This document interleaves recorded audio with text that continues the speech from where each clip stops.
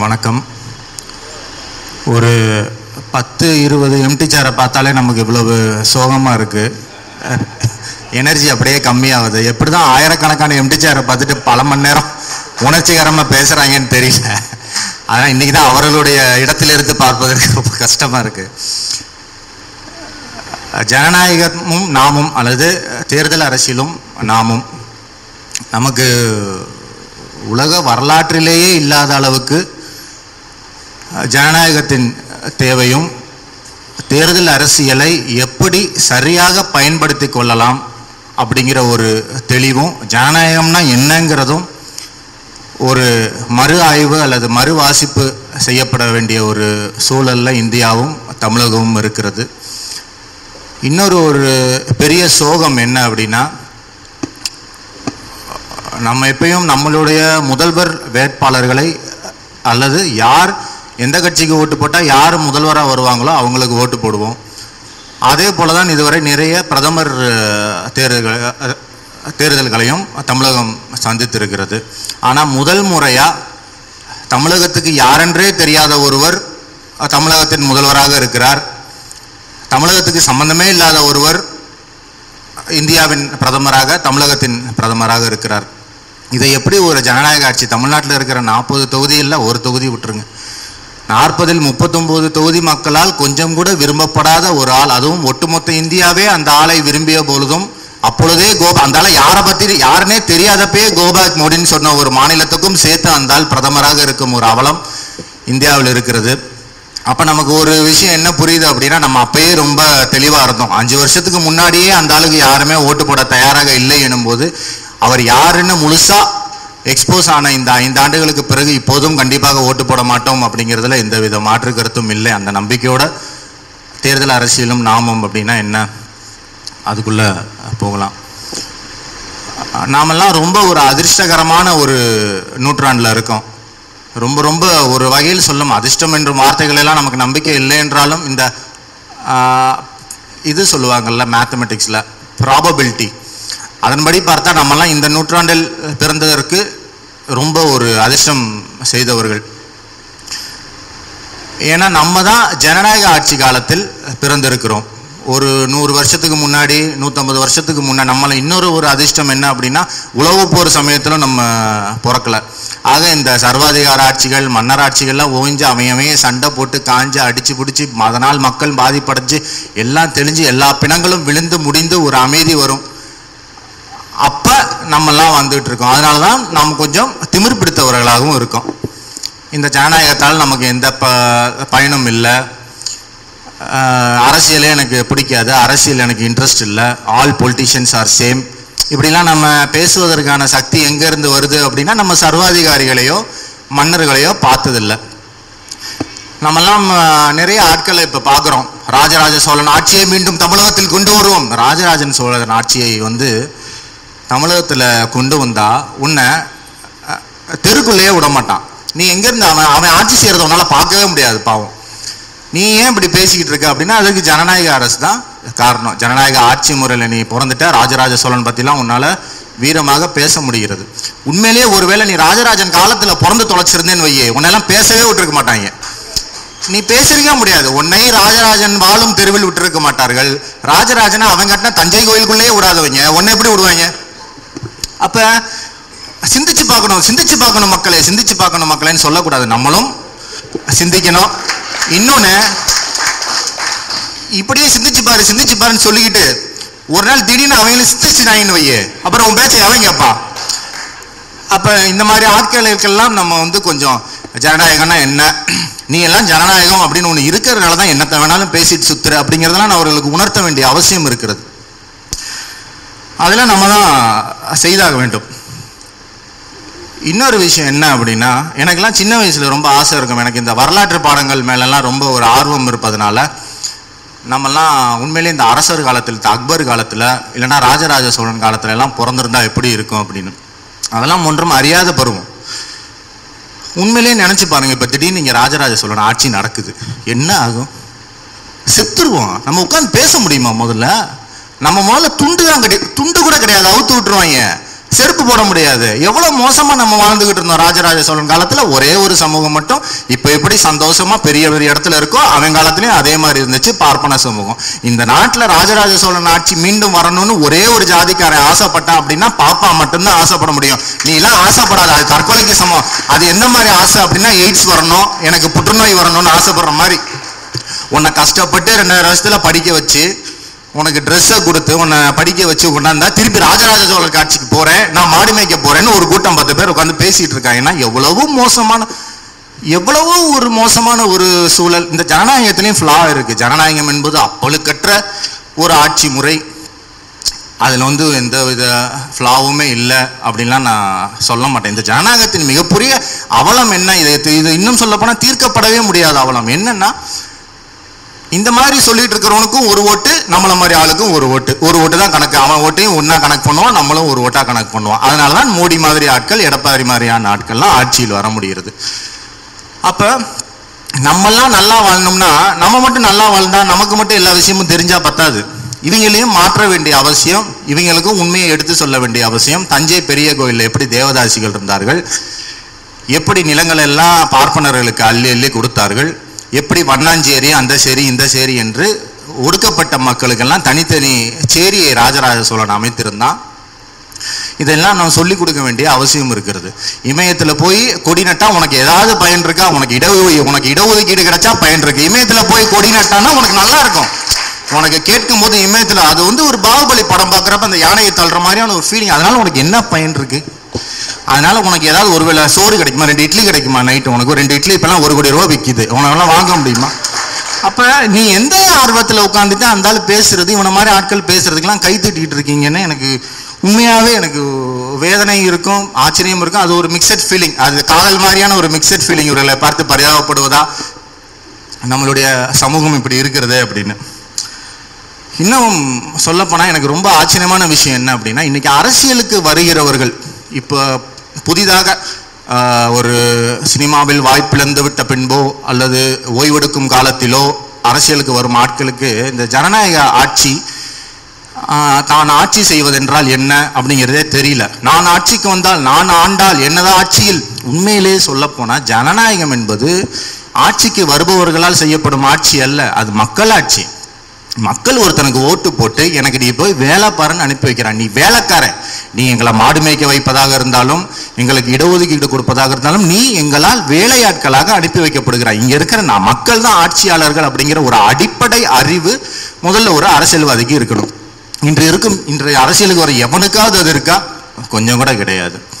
இன்னொரு விஷயம் என்ன அப்படின்னா, ஒரு தேர்தல் பாக்குறாங்க, இடைத்தேர்தல் பாக்குறாங்க, ஓட்டு போடல அப்புறம் முட்டா பையல அழைக்க பையல, எனக்கு நீ ஓட்டு போடல நாசமா போயிடுவா, கட்டையில போயிடுவான், அவன் எப்படி ஓட்டு போடுவான்? நீ எல்லாம் சீமானுக்கு ஒரு கூட்டம் கூடுது, அந்த கூட்டத்தை இப்படி திட்டுறாரு, அவன் எப்படி இவ்வளவு திட்டு வாங்கிட்டு உட்கார்ந்துருக்காங்கன்னு தெரியல, ஏன்னா இவருக்கு ஓட்டு போடலையா. அப்ப இவங்கெல்லாம் ஒரு அன்பான சர்வாதிகாரம். உங்க ஆட்சி உங்க ஆட்சி எப்படின்னு இருக்கும்? அன்பான சர்வாதிகாரம். ஏன்னா நீ எங்க மேல சர்வாதிகாரம் காட்டுறதுக்கு உனக்கு ஓட்டு போட்டு அனுப்பி வைப்பாங்க. நாங்க நம்பி ஓட்டு போட்டவங்களே சர்வாதிகாரியா தான் இருக்காங்க. இவர் போறப்பே சொல்லிட்டு போவாராம் சர்வாதிகாரம்னு. இவர் ஓட்டு போட்ட உடனே இவர் அப்படியே ஓட்டு போட்டு அனுப்பி வைப்பாங்களாம். அதாவது ஒரு காலம் வரும், ஒரு இறங்கு முகம் வரும், அப்ப எல்லாம் இப்படிதான் கத்திக்கிட்டு வரும், அதெல்லாம் ஓய்ந்த பின்புதான் ஒரு தெளிவு பிறக்கும். அதெல்லாம் ஓய்க்கும் தேர்தல் தான் இப்ப தமிழகத்திலையும் இந்தியாலையும் நடக்க போகுது. இதெல்லாம் ஓரம் கட்டணும். இந்த கலிசடைகள், இந்த ஜனநாயகம்னா என்னன்னே தெரியாம, அரசியல்னா என்னன்னே தெரியாம, ஒரு பொது சமூக அரசியலுக்கு பொதுஜனத்தின் முன்னாடி உட்காந்துக்கிட்டு அவங்களை அப்படியே ட்விஸ்ட் பண்ணிக்கிட்டே இருக்கிறது. முட்டாள் ஒரு பக்கம் பாப்பா முட்டாள் ஆகிட்டே இருப்பான், ஒரு பக்கம் இவர்கள் யாருமே சரியில்லை, எதுவுமே சரியில்லை. இன்னொரு பக்கம் இவன் எனக்கு ஓட்டு போடுன்னு இவன் சொன்னா யாருக்கும் ஓட்டு போடாதேன்னு ஒரு குரூப். இயக்க அரசியல் தான் ரொம்ப அப்படியே பரிசுத்த ஆவி, இதெல்லாம் ரொம்ப அசிங்கம் அப்படின்னு. முதல்ல ஒரு விஷயம், நல்ல இயக்க அரசியல் என்பது வாக்கு அரசியலுக்கு எதிரி கிடையாது. அது ஒரு மிக எளிமையான ஒரு உதாரணத்தோட சொல்ல முடியும் அப்படின்னா, ஒரு சுவிட்ச் இருக்கு, சுவிட்சுக்கு பக்கத்துல ஒருத்தர் உட்கார்ந்துருக்காரு, நீ இங்க உட்கார்ந்துருக்க, இங்க உட்காந்துட்டு அண்ணே சுவிட்சை போடுங்க, அண்ணே சுவிட்சை போடுங்கன்னு சொல்லிக்கிட்டே இருக்கிறதுக்கு பதிலா இங்க இருந்து சொல்றவர் இயக்க அரசியல். அண்ணே நான் நீங்க சுவிட்சை போடலன்னா நான் உண்ணாவிரதம் இருப்பேன், சுவிட்சை போடலன்னா போராட்டம் நடத்துவேன்னு சொல்றது இயக்க அரசியல். அண்ணா என்ன பண்ணாரு, ஏன் பெரியார் இப்படி இருந்து கத்திக்கிட்டே இருக்காரு, நம்மளே போய் சுவிட்சை போட்டோம்னு அந்த சேருக்கு போனாரு, சுவிட்சை போட்டாரு. சுவிட்சை போட்டாரா இல்லையா? அதான வாக்கு அரசியல். அப்ப உனக்கு என்ன தெரியுது? அப்ப நீ சொன்ன உடனேயே சுவிட்சை போடும் ஒரு ஆட்சியை அமைக்க வேண்டியதுதான் ஒரு இயக்க அரசியல்வாதியா உன்னுடைய பொறுப்பே தவிர சுவிட்சையே அவனும் போடாதீங்கன்னா இங்க லைட்டே எரியாத இருட்டிலே உட்கார்ந்துருப்பியா? அதாவது இதெல்லாம் எப்படின்னா விதவிதமான அணுகுமுறைகள். எப்படியோ இவர்களுக்கு இந்த நாட்டில் ஒரு உருப்படியா ஒரு ஆட்சி வந்துடக்கூடாது, உருப்படியா ஒரு ஆட்சி மாற்றம் நடந்துடக்கூடாது. ஒன்று பொய் சொல்லி குழப்பி விடணும், இல்லைன்னா உண்மையை சொல்லுவது போல இவர்கள் எல்லாம் பைத்தியக்காரர்களாக்கி விடணும். மக்கள் எல்லாம் ஓட்டு போடாத, அரசியல்வாதி எல்லாமே கெட்டவன், வாக்கரசியலால் சர்க்கார் படத்துல ஓட்டு போடுன்னு சொல்லிட்டான். அந்த படத்துல ஒரு 2.5 மணி நேரம் அபத்தத்துல ஒரே ஒரு நல்ல விஷயம் என்னன்னா ஓட்டு போடுன்னு அவன் சொல்றான், தெரியாதனமா சொல்லிட்டான். அதை எதிர்த்து பேசிட்டு இருக்காங்க அந்த படத்துல. அது ஒன்னாதான் உங்களுக்கு பிரச்சனை. அவ்வளோ ஒரு கேடுகட்ட படத்துல ஒரு நல்ல விஷயம் இருக்கு, அதை வச்சு 1 மணி நேரம் பேட்டி. ஓட்டு போட்டா எல்லாம் மாறிடுமா? ஆமா, ஓட்டு போட்டா தான் மாறும். ஓட்டு போட்டா கெட்டது நடக்கணும்னா ஓட்டு போட்டா நல்லதும் நடந்தானே ஆகணும். இயற்கை விதி அதானே. நீ இப்ப ஓட்டு போட்டினா கெட்டதான் நடக்கும். மோடிக்கு ஓட்டு போட்டா அப்புறம் என்ன நடக்கும்? சரி, நம்மெல்லாம் மிகப்பெரிய அரசியல்வாதிகளாக உலகத்தில் பார்க்கப்பட்டவர்கள் எல்லாம் ஒரு மிகப்பெரிய தந்திர மனம் படைத்ததாலேயோ அல்லது எதிரிகளை எல்லாம் மிகப்பெரிய சூழ்ச்சியெல்லாம் செஞ்சு வீழ்த்தினதுனாலேயோ அவர்கள்லாம் மிகப்பெரிய அரசியல்வாதிகளாக போற்றப்படலை. அது ஆபிரகாம் லிங்கன்ல இருந்து கலைஞர், அண்ணா வரைக்கும் நம்மெல்லாம் ஏன் அவர்களை மிகப்பெரிய அரசியல்வாதிகளாக அவர்களாம் நினைவு கூறப்படுகிறார்கள் அப்படின்னா, அவர்கள் மேலாம் மிகப்பெரிய ஜனநாயகவாதிகளாக இருந்தார்கள். ஜனநாயகத்துக்கு அவர்கள் மிக மிக மிக முக்கியத்துவம் கொடுத்தார்கள். இதற்கு ஒரு அருமையான உதாரணம் சொல்ல முடியும். உலகம் முழுவதும் டெமோக்ரஸி ஆரம்பித்து ஒரு 100 ஆண்டுக்கு அப்புறம் தான் திமுகங்கிற கட்சி தூங்கப்படுகிறது. அந்த கட்சியும் ஒரு 3 தேர்தல் 2-3 தேர்தல் எலெக்ஷனில் நிற்கலை. அப்போ அந்த தலைவர் நினைத்திருந்தா அவரா நம்ம எலெக்ஷனில் நிற்கிறோன்னு அறிவிச்சிருக்கலாம். அவர் என்ன பண்ணுறாரு, நம்ம எலெக்ஷனில் நிற்போமா வேணாமா என்பதையும் ஜனநாயக முறையில் அவர் தொண்டர்களிடம் கேட்டு முடிவு செய்கிறார். அதுதான் ஜனநாயகத்தின் மிக மிக சீரிய அடிப்படை. ஒரு கட்சி எலெக்ஷன்ல போய் ஓட்டு கேட்கும். எலெக்ஷன்ல நிக்கலாமா வேணாமான்னு ஓட்டு கேட்ட ஒரே கட்சி உலகத்திலேயே இருக்குன்னா திமுக மட்டும்தான், தலைவர் அண்ணா மட்டும்தான். இது நம்ம அடுத்த தலைமுறைக்கும் தலைவர் கலைஞரால வந்துச்சு. எப்படின்னா, அப்துல்லா அண்ணன் மிக அருமையான ஒரு பதிவு எழுதியிருந்தார். என்ன அப்படின்னா, 2016 இந்த அம்மா வெள்ளம் தண்ணிலாம் விட்டும் ஓட்டு போட்டாங்க நம்ம ஆட்கள். அப்போ எங்களுக்கு ரொம்ப ஆச்சரியம், கோபம் வழக்கம் போல வரும். 2001 தேர்தலில் எங்களுக்குலாம் மிகப்பெரிய சோகம் இருந்துச்சு. என்னடா, ஏன்னா அப்பெல்லாம் சன் டிவியில் தொடரட்டும் இந்த பொற்காலம்னு விளம்பரம் போடுவாங்க. அப்பெல்லாம் ஒருத்தனுக்கு கூட உறுத்தவே உறுத்தாது, நம்ம எதிரிக்கு கூட உறுத்தாது. ஏன்னா உண்மையிலேயே அது பொற்காலம். அப்பெல்லாம் நம்ம சின்ன பசங்களாக இருந்தாலும் உண்மையிலேயே அந்த 96 to 2001 கலைஞர் ஆட்சி அப்படிங்கிறது ஒரு இந்திய வரலாற்றிலேயே அப்படி ஒரு ஆட்சி இது வரைக்கும் நடந்திருக்காது. ஆனால் 2001 தோக்கடிச்சிட்டாங்க மக்கள். நமக்கெல்லாம் மிகப்பெரிய சோகமாக இருந்துச்சு. நம்மலாம் கடுப்பாக திட்டிக்கிட்டு இருக்கோம். கலைஞர்கிட்ட போய் பேட்டி கேட்டாங்க. செய்த இதுக்கெல்லாம் மக்கள் பதிலளித்து விட்டார்கள்னு சொல்லிட்டு விட்டார். இப்போ 2016 ஆட்சி மாற்றம் என்பது ரொம்ப ரொம்ப அத்தியாவசியம். ஏன்னா இந்த அம்மா வெள்ளத்தை விட்டு திறந்து விடுது, அதுக்கப்புறம் வெள்ளத்தை பார்க்க வரேன்னு சொல்லி வாக்காளர் பெருமக்களைங்குது, அதற்கு பிறகு தேர்தல் பிரச்சாரம் வரேன்னு சொல்லி ஹெலிகாப்டர்ல வர்றேன்னு சொல்லி ஒரு 12-13 பேரை கொள்ளுது வெயில்ல. சரி, ஏதாவது ஒன்று பாதிக்குன்னு பார்த்தா திருப்பி அதிகாரத்தையும் கொடுத்துட்டாங்க. நமக்குலாம் அவ்வளோ கோபமா ஏமாற்றமா இருக்கு. அப்பதான் மக்கள் நல கூட்டணிலாம் சிறப்பாக வேலை பார்த்த சமயம். அவங்க மேலாம் நமக்கு அப்படி ஆத்தனை வருது. நானும் எலெக்ஷனுக்கு முன்னாடியே கத்திரடி, மிகப்பெரிய வரலாற்று தவறை இவர்கள் செய்து கொண்டிருக்கிறார்கள் அப்படின்னு. அப்போ தலைவர் கலைஞரிடம் பேட்டி கேட்குறாங்க. 2001 தேர்தலையாவது மீண்டும் எலெக்ஷனில் நிற்கிற வாய்ப்பு அவருக்கு இருந்துச்சு. இந்த தேர்தலில் ஆல்ரெடி அவருக்கு ஒரு 92 வயசு ஆயிடுச்சு. கண்டிப்பாக அடுத்த தேர்தலெல்லாம் இருப்போன்ற நம்பிக்கைலாம் அவருக்கு இருந்திருக்காது. ஆனால் அவர் என்ன பதில் சொல்கிறாருன்னா, முதல் முறையாக கம்யூனிஸ்டுகள் யாருமே இல்லாத சட்டமன்றம் அமைவது எனக்கு வருத்தமாக இருக்குது அப்படிங்கிறாரு. இத்தனைக்கும் கம்யூனிஸ்ட் கட்சி மக்கள் நல கூட்டணி அப்படிங்கிற ஒரு கூட்டணியை அமைத்து நாம் தோற்பதற்கு, திமுக தோற்பதற்கு ஒரு அணில் போல விளங்குகிறது. அப்பயும் அந்த மனுஷனுக்கு அதான் வருத்தமா இருக்கு. ஏன்னா எல்லாருடைய குரலும் நம்மளுடைய குரல், நம்மளுடைய ஒலிபெருக்கி மிகப்பெரிய ஒலிபெருக்கியாக இருக்கலாம். ஆனா ஒரு சிறிய இடத்தில் இருப்பவனுக்கு ஒரு குரல் கூட, அவன் கம்யூனிஸ்டுக்கு சீமானுக்கும் கம்யூனிஸ்டுக்கும் யார் அதிக ஓட்டு வாங்குறாங்கன்ற போட்டிலாம் நடந்துச்சு. அதன்படி கம்யூனிஸ்டுகள் வென்று விட்டார்கள். அந்தபடி பார்த்தா கம்யூனிஸ்டுகளுக்கு ஓட்டு இருக்குது. அவர்களின் குரல் கூட ஒலிக்க வேண்டும், ஒரு சட்டமன்றத்தில் ஒலிக்க வேண்டும்னு விரும்பியவர் கலைஞர். ஆக இதெல்லாம் எது ஜனநாயகம், எப்படி ஜனநாயகம் என்பது எல்லோரையும் உள்ளடக்கிய ஒரு இன்க்ளூசிவ் பாலிடிக்ஸாக இருக்க வேண்டும் அப்படிங்கிறதுக்கான ரொம்ப சீரிய உதாரணங்கள். நம்மளாம் நினைப்போம், நம்மலாம் ஜெயலலிதா இருந்தப்ப பயங்கரமாக புகழ்வாங்க. நம்மலாம் என்ன மாதிரி புகழ்வாங்க அப்படின்னா, அயன் லேடி இருந்தால் அந்த அம்மா மாதிரி இருக்கணும், சுண்டுனா எப்படி அப்படி உட்காராங்க. இந்த வில்லன் படத்தில் உட்காரும் சில கிரேட் டென்லாம் வந்து, அந்த மாதிரி எப்படி ஆண்கள்லாம் உட்காருகிறார்கள் அப்படிலாம் சொல்லுவாங்க. அப்போ நம்மளே கூட நினச்சிருக்கோம், எப்படி ஒரு அப்போ ஏன் இவர் சர்வாதிகாரியாக இருக்க மாட்டேங்கிறாரு? அந்த அம்மாவுக்கு வந்தால் அந்த அம்மாட்ட இருக்கிற அதே அதிகாரம் தானே. அந்த அம்மா பாட்டுக்கும் ஒரு எஃப்ஐஆர் கூட போடாமல் அந்த அம்மா பாட்டுக்கும் ஒரு 50 வருஷம் அரசியலில் இருக்கிற ஒரு ஆளை நைட்டு வீடு புகுந்து கைது பண்ணுது. அப்போ இவ்வளவு பண்ண முடியுது. அப்போ முதல்வர் பதவிங்கிறது என்ன வேணாலும் ஆட்டம் போடக்கூடிய பதவி, அதில் இவ்வளோ பவர் இருக்கு. இந்த ஆளும் வந்துகிட்டே இருக்காரு, மாறி மாறி வராரு, ஏன் செய்யவே மாட்டேங்கிறாருன்னு. அதற்கான விடை அவங்க 2 பேரும் செத்ததற்கு பிறகுதான் கிடைச்சிச்சு. அந்த அவரு செத்து இன்னைக்கு வரைக்கும் புகழஞ்சலி கூட்டங்கள் நடந்துட்டு இருக்கு. அந்த அம்மாவுக்கு விசாரணை கமிஷன் நடந்துகிட்டு இருக்கு. அதுதான். அப்ப ஏன் அப்போ இந்த வரலாறு, இந்த உலக வரலாறு இல்ல தமிழக வரலாறு யாரை சிறந்த அரசியல்வாதியாக, யாரை சிறந்த ஜனநாயகவாதியாக நினைவு கொள்ளும் அப்படின்னா, அது அண்ணாவையும் கலைஞரையும் நினைவு கொள்ளுமே தவிர ஜெயலலிதா போன்ற ஜனநாயகத்தால் தேர்ந்தெடுக்கப்பட்ட சர்வாதிகாரிகளை அல்ல. இதுதான் நம்ம மீண்டும் மீண்டும் தெரிந்து கொள்ள வேண்டிய ஒரு விஷயம். சரி, மோடி போன்ற சர்வாதிகாரிகள் காலில் விழுவார்கள், எதையோ கழிவு விட்டு ஆட்சிக்கு வந்து விடுகிறார்கள், பிறகு தனது சர்வாதிகார போக்கை காட்டுகிறார்கள்.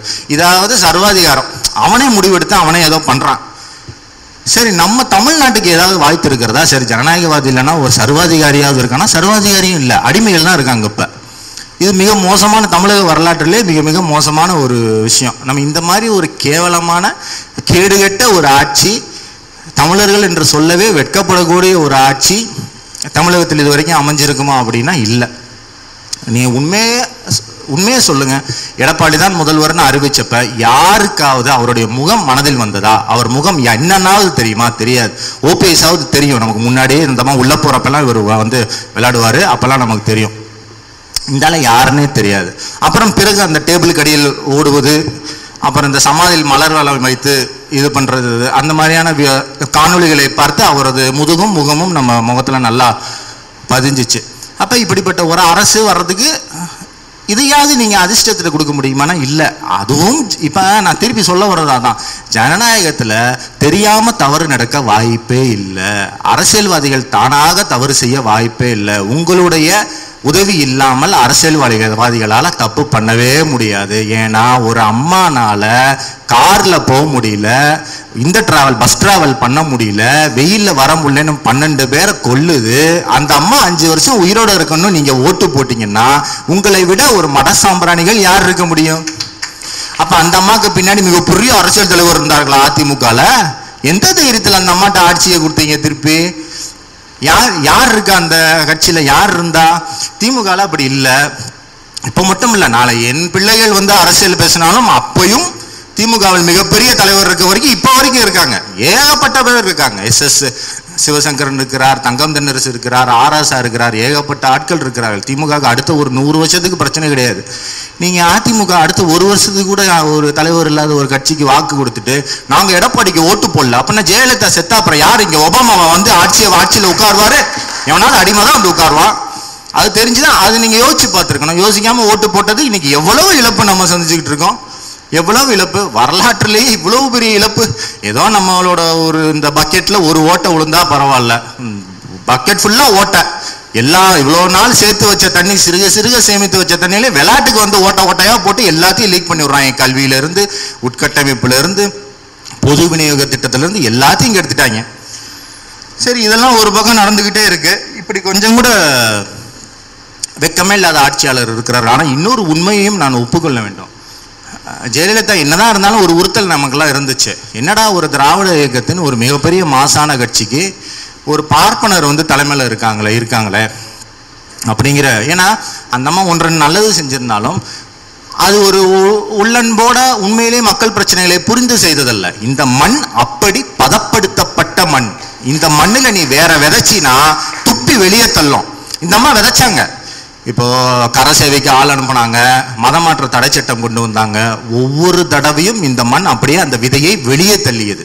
இப்ப அந்த அம்மா புரிஞ்சுக்கிட்டாங்க, இந்த மண்ணில் நம்ம ஜெயிக்கணும்னா நம்ம என்னதான் ஆரியரா இருந்தாலும் திராவிட இயக்கத்தின் கோட்பாடுகளை நிறைவேற்றாமல் இந்த மண்ணில் நம்மளால ஜெயிக்க முடியாதுன்னு அந்த அம்மாவுக்கு தெரியும். அதனால்தான் சாகும் வரை நீட்டுக்கும் ஜிஎஸ்டிக்கும் கூட அந்த அம்மா எதிராக இருந்தார். ஆனா இன்னைக்கு அந்த அம்மாட்ட இருந்த ஒன்றெண்டு நல்ல விஷயத்தை கூட காப்பாற்றி கொண்டு இருக்கும் கட்சி இது திமுக. அதுதான் பெரிய வரலாற்று சோகமே. ஒன்றும் இல்லை, இன்னைக்கு நான் ஒரே ஒரு கேள்வி கேட்கிறேன். இந்த ஆன்மீகத்தில் நம்பிக்கை உள்ள அதிமுக காரர்கள், இந்த அம்மா விசுவாசின்னு யாராவது இருந்தா உங்க மனசாட்சியை தொட்டு பாருங்க. ஒருவேளை இந்த ஜெயலலிதா ஆவி வருது உங்ககிட்ட வந்து உட்கார்ந்து பேச, அதுகிட்ட கேட்குறீங்க யாருக்கு ஓட்டு போட அப்படின்னு. சத்தியமா மனசு தொட்டு சொல்லுங்க, எடப்பாடின்னு சொல்லுமா? அது தளபதியை தான் சொல்லும். ஏன்னா அந்த அம்மாவுக்கு இவங்க இவ்வளோ பெரிய என்னடா காலுக்கிலேயே கடந்தீங்க, இவ்வளோ மோசமானவங்க நீங்கன்னு அந்த அம்மாவுடைய ஆவியை ஆச்சரியப்பட்டு கொண்டிருந்தாலும் பெரிய இது இல்லை. ஏன்னா அந்த அம்மாவை இவ்வளவு கேவலப்படுத்த முடியுமா? இவ்வளவு அசிங்கப்படுத்த முடியுமா? மோடி தான் எங்க டாடிங்கிறான் ஒருத்தன். எவ்வளவு கேவலம். ஜெயலலிதா படத்துக்கு பக்கத்துல மோடி படத்தை கொண்டு வந்து அதிமுக அலுவலகத்துல மாற்றுறாங்க.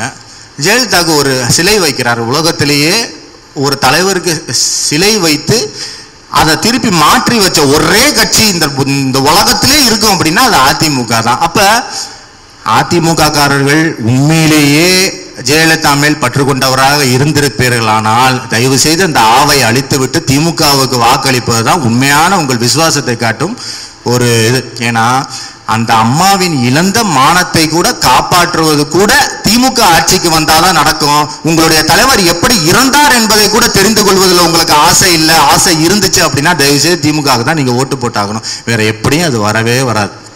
எல்லாருக்கும் அது அந்த விஷயத்தில் சம்பந்தப்பட்ட எல்லாத்துக்கும் மறந்து போவதற்குள் என்ன நடந்துச்சுங்கிறதே மறந்து போவதற்குள் தயவு செய்து திமுகவை ஆட்சிக்கு வர வைத்து விடுங்கள். இல்லைன்னா அது வந்து இந்த ஜாக் த ரிப்பர் அது மாதிரி வரலாற்றில் வந்து தீர்க்கவே முடியாத சில கொலை சம்பவங்கள்லாம் இருக்கும்.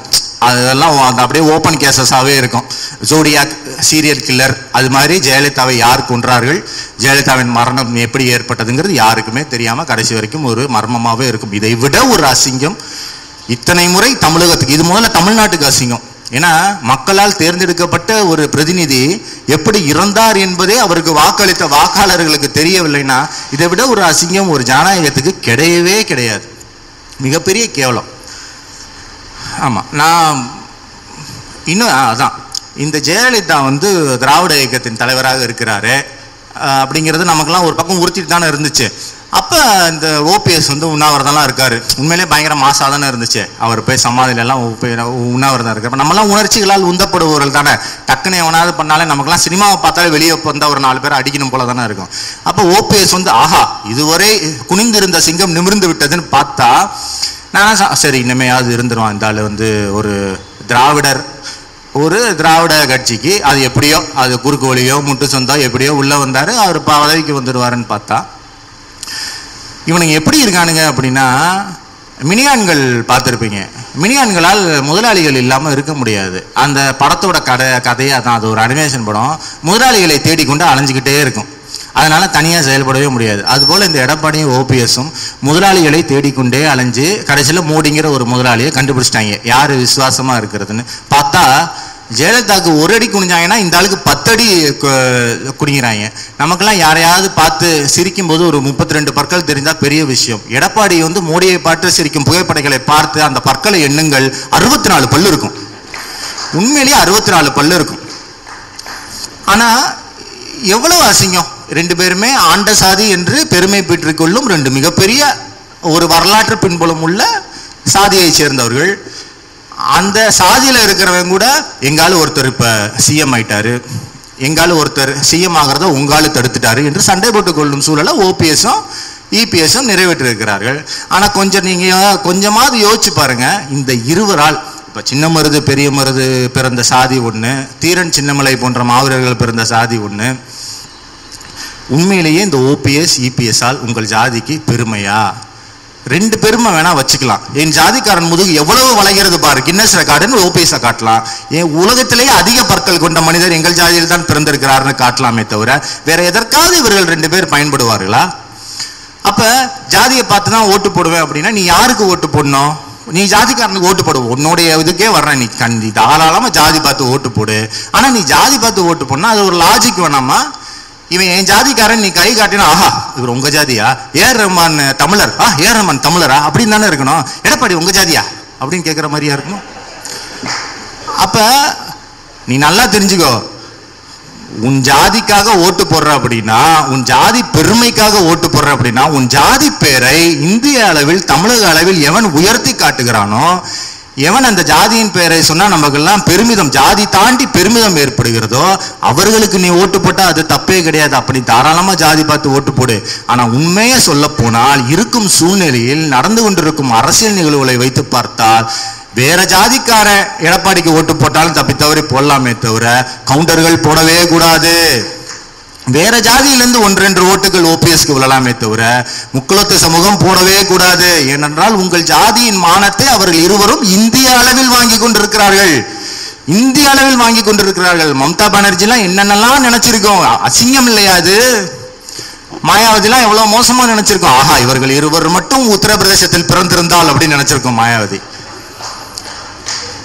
அப்ப இவர்களெல்லாம் நீங்க கலையணும். இவர்களெல்லாம் ஊரை விட்டு நீங்க ஒத்தி வைக்கிற மாதிரி ஜாதியை விட்டு ஒத்தி வைக்கப்பட வேண்டிய ஆட்கள். இதெல்லாம் நீங்க ஜாதி பெருமைக்காக நீங்க நிறைய ஆட்கள் இருக்கிறார்கள். இன்னும் இருக்க மாட்டார்களா? எவ்வளவோ ஆட்கள் அரசியல் இருக்கிறார்கள், எவ்வளவோ பேர் இருக்கிறார்கள். அவர்களெல்லாம் நீங்க ஒரு பொது கட்சியில சேர்ந்து அவர்கள்லாம் உங்கள் சமூகத்துக்கு அவர்கள் நல்லது செய்கிறார்களான்னு பாருங்க. அவர்கள் நீங்க வாக்களிச்சா தாராளமா போடுங்க. ஆனால் நான் உங்க நன்மைக்கு தான் சொல்றேன். எனக்கு ஜாதி மேலெல்லாம் பற்று இல்லை. ஆனால் உங்கள் 2 ஜாதிகள் இந்த ஆண்ட பரம்பரையில மேலும் இருக்க நன்மதிப்புல சொல்றேன், உங்கள் ஜாதி மானம் என்பது மிக மிக முக்கியம். அதை காப்பாற்ற வேண்டுமானால் இவர்கள் 2 பேருக்கு தயவு செய்து ஓட்டு போடாதீங்க. அது உங்களுக்கு நீங்களே செய்து கொள்கிற மிகப்பெரிய பாவம், சுய துரோகம் அது.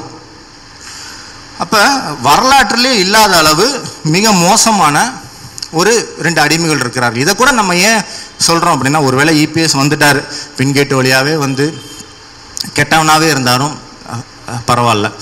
ஆனால் அவர்களுடைய முதலாளிகளை எவ்வளவு பச்சோந்தைகளை விட வெகு விரைவாக முதலாளிகளை மாற்றக்கூடிய ஆற்றலை பெற்றிருக்கிறார்கள். ஒரு ஐயங்கார் பெண்ணிடம் வளைந்து குடிந்திருந்தார்கள்.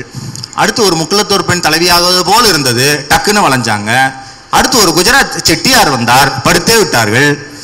சரி, அந்த குஜராத் செட்டியார் மீண்டும் ஒரு ஐயங்கார் பெண்ணை நியமித்திருக்கிறார். அவரிடம் இப்படி கேட்டிருக்கிறார். எல்லாம் அந்த அம்மா தான் முடிவு பண்ணுது. அப்ப இதில் தான் உங்களுடைய ஜாதியின் சுய கௌரவம், சுயமரியாதை அடங்கி இருக்கிறது. இளைஞர்களுக்கும் வரலாறுக்கும் உங்கள் ஜாதியின் பிரதிநிதிகளாக இவர்கள் இருவரைத்தான் நீங்கள் காட்டப் போகிறீர்களா என்பதை நீங்க நல்லா சிந்திச்சு பார்க்கணும். சிந்திச்சு பார்க்கணும்னா அந்த மாதிரி சிந்திச்சு பார்க்கணும் இல்லை, அது உண்மையிலேயே சிந்திச்சு பார்க்கணும். இது அந்த மாதிரி ஒரு முக்கியமான விஷயம். அப்ப இவர்களை யாருக்கு நம்ம ஓட்டு போடுறது? அப்ப உண்மையிலே நான் ஜாதி பார்த்து தான் ஓட்டு போடுவேன். சரி, நீ ஜாதி பார்த்து ஓட்டு போடுறதாவே வச்சுக்க. உனக்கு ஒரு லாஜிக் சொல்றேன், ரொம்ப எளிமை.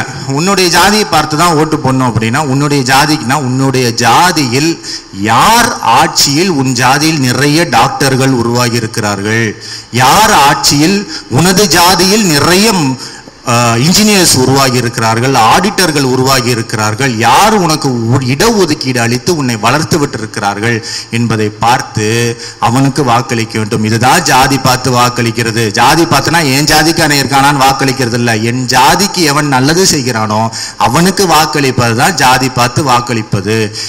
இதுதான் இது அழகா இருக்கு. இதற்கு நீ பெரிய இதெல்லாம் தேட வேண்டியதில்லை. கொங்கு வேளாளர்களுக்கு இடஒதுக்கீடு கொடுத்தது யாரு? பிசில சேர்த்தது யாரு?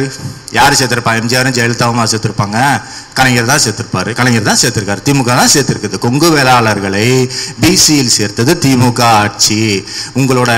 உங்களுடைய ஜாதியில் இன்று நிறைய மருத்துவர்கள், பொறியியலாளர்கள், எடப்பாடி போல் அல்லாத புத்திசாலியான இளைஞர்கள் ஏகப்பட்ட பேர் இருக்கிறார்கள் என்றால் அதற்கு திமுக தான் காரணம். அது மட்டும் இல்ல, இவங்க உங்களுக்கு நல்லது செய்யல, கெட்டதாவது செய்யாம ஒரு நியூட்ரல் கியர்ல இருக்கிறாங்களான்னா இல்ல. இன்னைக்கு நீட்டுன்னு ஒரு மிகப்பெரிய பிரேக்கை போட்டிருக்கிறார்கள். இதனால் பாதிக்கப்படுவது யாரு? பிசி, எஸ்சி, எஸ்டி குழந்தைகள் தான் பாதிக்கப்படுது. எந்த பார்ப்பன குழந்தையும் இதனால் பாதிக்கப்படுவதில்லை. இந்த பிசிக்குள்ள கொங்கு வேளாளர்களிலிருந்து, மறவர்களிலிருந்து, முக்குலத்தோர்களிலிருந்து எல்லா பிற்படுத்த சமூகமும் அடங்கும். அப்ப உங்கள் ஜாதிக்காரன் உங்களுக்கு மிகப்பெரிய தீங்கிழைத்து கொண்டிருப்பவனை உங்கள் ஜாதிக்காரன் சொல்லுவதே மிகப்பெரிய அவமானம். அதனால் உங்கள் ஜாதிக்கு நீங்க ஜாதி பார்த்தே ஓட்டு போடுங்க, நான் வேணான்னு சொல்லல. ஆனால் உங்கள் ஜாதிக்கு ஏதாவது நல்லது நடக்கணும் என்றால் அது திமுக ஆட்சியில் மட்டும்தான் நடக்கும். ஏன்னா நீங்கள் தமிழ்நாட்டின் புள்ளி விவரங்கள் எதை வேண்டுமானாலும் எடுத்து பார்த்து கொள்ளுங்கள். அருந்ததியினருக்கு உள் இடஒதுக்கீடு கொடுத்ததாகட்டும், வன்னியர்களை எம்பிசி பட்டியல் சேர்த்ததாகட்டும், கொங்கு வேளாளர்களை எம்பிசி ஆக்கியதாக இருக்கட்டும், முக்குளத்தோர்களை எம்பிசி ஆக்கினதாகட்டும், நீங்கள் எப்படி எடுத்து பார்த்தாலும் எல்லா சாதிக்காரனும் இவன் ஏன் சாதிக்காரன், இவன் ஏன் தலைவன் சொல்ல ஒரே ஒரு ஆளுக்கு தான் தகுதி இருக்கு. அது தலைவர் கலைஞர் மட்டும்தான். தலைவர் கலைஞர் மட்டும்தான் இங்க எல்லா சாதிக்காரனுக்கும் சொந்தக்காரன். நீ சாதி பார்த்து ஓட்டு போட்டினா கலைஞருக்கு தான் ஓட்டு போட வேண்டும். அவர் உன் ஜாதிக்காரன், வேற எவடும் உன் ஜாதிக்காரன் கிடையாது. கலைஞர் மட்டும்தான் உன் ஜாதிக்காரன். ஏனால் உன் குழந்தைகளை பற்றி உன்னை விட, உன் அடுத்த தலைமுறையை பற்றி உன்னை விட மிகவும் அக்கறைப்பட்ட ஒரு ஆள் இந்த சமூகத்தில் பிறந்திருக்கிறார் என்றால் அவர் தந்தை பெரியார். அண்ணாவுக்கு பிறகு தலைவர் கலைஞர் மட்டும்தான். இன்று தளபதி ஸ்டாலின் முன்னிலையில் நிற்கிறார். நீங்கள் உங்கள் தலைமுறைக்கு ஏதாவது நல்லது செய்ய வேண்டும். உங்கள் குழந்தைகள் எடப்பாடி போல, ஓபிஎஸ் போல வீணாகிவிடக்கூடாது என்று நினைத்தீர்கள் என்றால் சுயமரியாதையுடன் தலை நிமிர்ந்து ஒரு டாக்டர்களாகவோ, ஒரு ஆடிட்டர்களாகவோ, இன்ஜினியர்களாகவோ மதிப்புடன் மரியாதையுடன் 64 பற்கள் எல்லாம் இல்லாமல் சாதாரண மனிதர்களாக வலம் வர வேண்டும் என்று நினைத்தீர்கள் என்றால் தயவு செய்து திமுக ஆட்சியை வரவழையுங்கள். ஏன்னா தமிழர்களுக்கு எத்தனையோ வரலாற்று துரோகங்கள் நிகழ்த்தப்பட்டிருக்கிறது. நம்ம இலங்கையில் கூட நமக்கு தெரிஞ்சு தமிழர்கள் மிகவும் ஒடுக்கப்பட்டதா எதை நம்ம பேசுவோம்? இலங்கை தான் நம்ம பார்த்துருக்கோம். நம்மளுடைய வாழ்நாள் காலத்தில் நம்ம பார்த்த மிகப்பெரிய அநீதி இழைக்கப்பட்ட ஒரு நாடு இலங்கை. அவன் கூட என்ன பண்ணான், ஒரு போர் நடந்துச்சு, அந்த போருக்கு பின்பு மிகப்பெரிய இனப்படுகொலை நடந்துச்சு. அதற்கு பிறகு அங்கே கொண்டு போய் சிங்களர்களை குடியேற்றுறான். இவன் என்ன பண்ணுறான், ஒரே ஒரு தடவை ஒரு ஆட்சி, அதுவும் நம்ம ஓட்டு போடல, இந்த வட இந்திய பீடா துப்பிகள் போட்ட ஓட்டு, அதில் ஆட்சியில் வந்துட்டு இன்னைக்கு ரயில்வேல இருந்து, விமான நிலையத்திலிருந்து, வங்கிகள், வருமான வரித்துறை அத்தனையிலும் இந்திக்காரர்கள் மட்டும்தான் இருக்கிறார்கள். நல்லா புரிஞ்சுக்கோங்க. இப்பயே முடிவெட்டுற கடைக்கு போய் உட்கார்ந்தா இந்திக்காரன்ட்ட எப்படி முடிவெட்டுறன்னு சொன்னா, நீங்க ஒரு மாதிரி சொன்னா அவன் ஒரு மாதிரி வெட்டுறானா இல்லையா? அப்ப இந்த சலூன் கடை மாதிரியே தமிழ்நாடே மாறிடும். நீங்க ஒன்று சொல்லுவீங்க, அவனுக்கு தெரியாது. வருமான வரி ஆட்சித்தலைவர் இருப்பான், அவன்கிட்ட போய் ஒன்று சொல்லுவீங்க, அவனுக்கு புரியாது. அப்போ முடிவெட்டுகிறவர்கள், பானிபுரி விட்டுறவர்கள், அவர்களிடமாங்க உங்கள் உரையாடல் எப்படி இருக்கோ, ஒட்டுமொத்த தமிழ்நாடும் அப்படி ஆயிடுச்சுன்னா எவ்வளோ பெரிய குரூரமான மனநிலையில் நாமெல்லாம் இருக்க வேண்டும். இன்னும் ஒன்றும் இல்லை, விமான பயணத்தில் போனவர்களுக்கு நல்லா தெரியும் அது எவ்வளோ பெரிய டிப்ரெசிங்காக இருக்கும் அப்படின்னு. ஏன்னா விமானத்தில் அந்த ஆக்சிஜன் மாஸ்க் வச்சுக்கிறதுக்கு சொல்லுவாங்க. அது ஒரு உயிர் போகிற சூழ்நிலைகளில் நம்மை தற்காத்து கொள்வதற்காக சொல்கிற ஒரு விஷயம். அதை கூட தமிழில் சொல்வதில்லை தமிழ்நாட்டில் இருக்கிற விமானத்தில். இத்தனைக்கும் அந்த விமானம் என்பது சென்னையிலேருந்து புறப்பட்டு மகாராஷ்டிரா வழியாக தமிழ்நாட்டுக்கு வர்ற விமானம் இல்லை, சென்னை டு கோயம்புத்தூர் வர்ற விமானம். அதில் தமிழே பேச மாட்டேங்கிறாங்க, முழுக்க இங்கிலீஷில் பேசுகிறாங்க, ஹிந்தி. அது ரொம்ப 2 மொழி ஆப்ஷன் தராயலாம். உங்கள் விமானத்திற்குள் இருக்கும் பணியாட்களுக்கு they know 2 languages, Hindi and Marathi. எனக்கு நான் சென்னை டு கோயம்புத்தூர் வர்றப்ப எனக்கு மராத்தியும் ஹிந்தியும் தெரியுமா? உள்ள இருக்கிற ஏர் ஹோஸ்டஸ் அவங்கள இந்த ஆக்சிஜன் மாஸ்க் எப்படி என்னுடன் படிக்காத கிராமத்தார்கள் இப்பெல்லாம் விமான பயணம்ங்கிறது மிக மிக எளிமையான ஒரு விஷயம். முன்னாடிலாம் ரொம்ப பெரிய பணக்காரர்கள் மட்டும்தான் விமான பயணம் செய்ய முடிஞ்சு. இப்பெல்லாம் மதுரை டு சென்னை 1500 ரூபாய்க்குலாம் டிக்கெட் விற்கிது. அப்போ பாமரர்களும் பயன்படுத்தக்கூடிய ஒரு போக்குவரத்தாக விமானம் மாறி இருக்கக்கூடிய சூழல்ல இப்படிப்பட்ட ஒரு சாடிச போக்கு, ஒரு உயிர் போற அவசரத்தில் என்ன செய்யணுங்கிறதை கூட இந்தியில் தான் நாங்கள் சொல்வோன்னு ஒரு மொழி திணிப்பு என்பது உலகத்தில் ஏதாவது நாட்டில் ஏதாவது மக்கள் மேல நடக்குமா? இவ்வளோ பெரிய அநீதி எங்கேயாவது நடக்குமா? நமக்கெல்லாம் ரத்தம் கொதிக்க வேணாம், ஓட்டு யாருக்கு போடணுங்கிற தெளிவாவது இதன் மூலம் பிறக்க வேண்டாமா? அதான ஜனநாயகம். நீங்கள்லாம் துப்பாக்கி எடுத்துட்டு அப்படியே சுடணும்னு அவசியம் இல்லை. நம்மிடம் மிகப்பெரிய, அதை விட வலிமையான மிகப்பெரிய ஆயுதம் ஒன்று இருக்கிறது. அதனால்தான் அண்ணா நம்ம எல்லாம் துப்பாக்கி தூக்க வேணாம் திராவிட நாடுக்காகன்னு சொல்லி கைகளில் வாக்குச்சீட்டை கொடுத்து விட்டு நம்ம எல்லாம் கோட்டைக்கு அழைத்து சென்றார். அந்த கோட்டைக்கு அழைத்து சென்ற பின் நாம் எதையெல்லாம் நிறைவேற்றி இருக்கிறோம் இன்னைக்கு. ஃப்ரம் வேர் டு வேர் என்று ஆங்கிலத்தில் சொல்வார்கள். நம்ம எங்க இருந்தோம்? சுயமரியாதை திருமண சட்டமாகட்டும், இடஒதுக்கீடு, எவ்வளவு படிப்படியான இடஒதுக்கீடு. நீங்க ஒரு விஷயத்தை, இந்த அதிமுக திமுக ஆட்சிக்கான ஒரு வேறுபாடு என்பது ஒரு மலைக்கும் மடுவுக்குமான ஒரு வேறுபாடு. 13 வருஷம் ஆட்சியில் எம்ஜிஆர் இருப்பாரு. நீங்க என்ன சாதனைன்னு சொல்லுவேன் கேளுங்களேன், எவன்ட்டையாவது. எவனுக்குமே தெரியாது. இத்தனை வருஷம் ஆச்சு, எம்ஜிஆர் பேரை வைக்கிறாங்களாம். என்னன்னு பார்த்தா வெள்ளக்காரன் கட்டினது, கலைஞர் கட்டினது. வெள்ளக்காரன் கட்டின சென்ட்ரல் ஸ்டேஷனுக்கு எம்ஜிஆர் பேர் வைப்பாங்களாம், கலைஞர் கட்டின பஸ் ஸ்டாண்டு விமான நிலையத்துக்குலாம் எம்ஜிஆர் பேர் வைப்பாங்களாம். அப்போ இத்தனை வருஷம் இந்த ஆள் இருந்தார், என்ன பண்ணாருன்னா யாருக்குமே தெரியாது. ஆனால் இன்னைக்கு ஒருத்தன் வர்றான், ரஜினி அரசியலுக்கு வர்றார். வர்றப்பே என்ன அறிவிக்கிறார்? புரட்சி தலைவரின் ஆட்சியை நான் தமிழ்நாட்டில் அமைப்பேன்னு எல்லாம் கைத்தட்டுறாங்க. என்ன ஆட்சின்னு அவனே சட்டையை பிடிச்சி கேளுங்க, எவனுக்குமே தெரியாது. எம்ஜிஆர் பல்பொடி கொடுத்தார், செருப்பு கொடுத்தாருங்கிற தவிர வேற ஏதாவது அவர் உருப்படியா இங்க செஞ்சிருக்காருன்னா எதுவுமே செய்யல. ஆனால் எம்ஜிஆர் 13 வருஷ ஆட்சியில் இருக்கிறாரு. அதுக்கப்புறம் கலைஞருக்கு நடுவில் ஒரு 2 வருஷம் கிடைக்குது. உடனே என்ன பண்றாரு, இந்திய அளவில் மண்டல் கமிஷனை வைத்து இடஒதுக்கீட்டை அமல் செய்கிறார். மீண்டும் ஆட்சியை பிடுங்குகிறார்கள். அதுதான் கொடுமை, அதுதான் கொடுமை. இந்த ஆளுக்கு சும்மா இருக்க முடியாது. இந்த ஆளுக்கு ஏதாவது பண்ண ஆட்சியை பிடுங்க தான் செய்வாங்க. உங்களை நம்பி ஏதாவது பண்ணுவாரு, நீங்க ஓட்டு போட மாட்டீங்க. 91ல் என்ன பண்ணீங்க? இன்றைக்கு 2 வரலாற்று சம்பவங்களை நம்ம ஒப்பிட்டு பார்க்க முடியும்.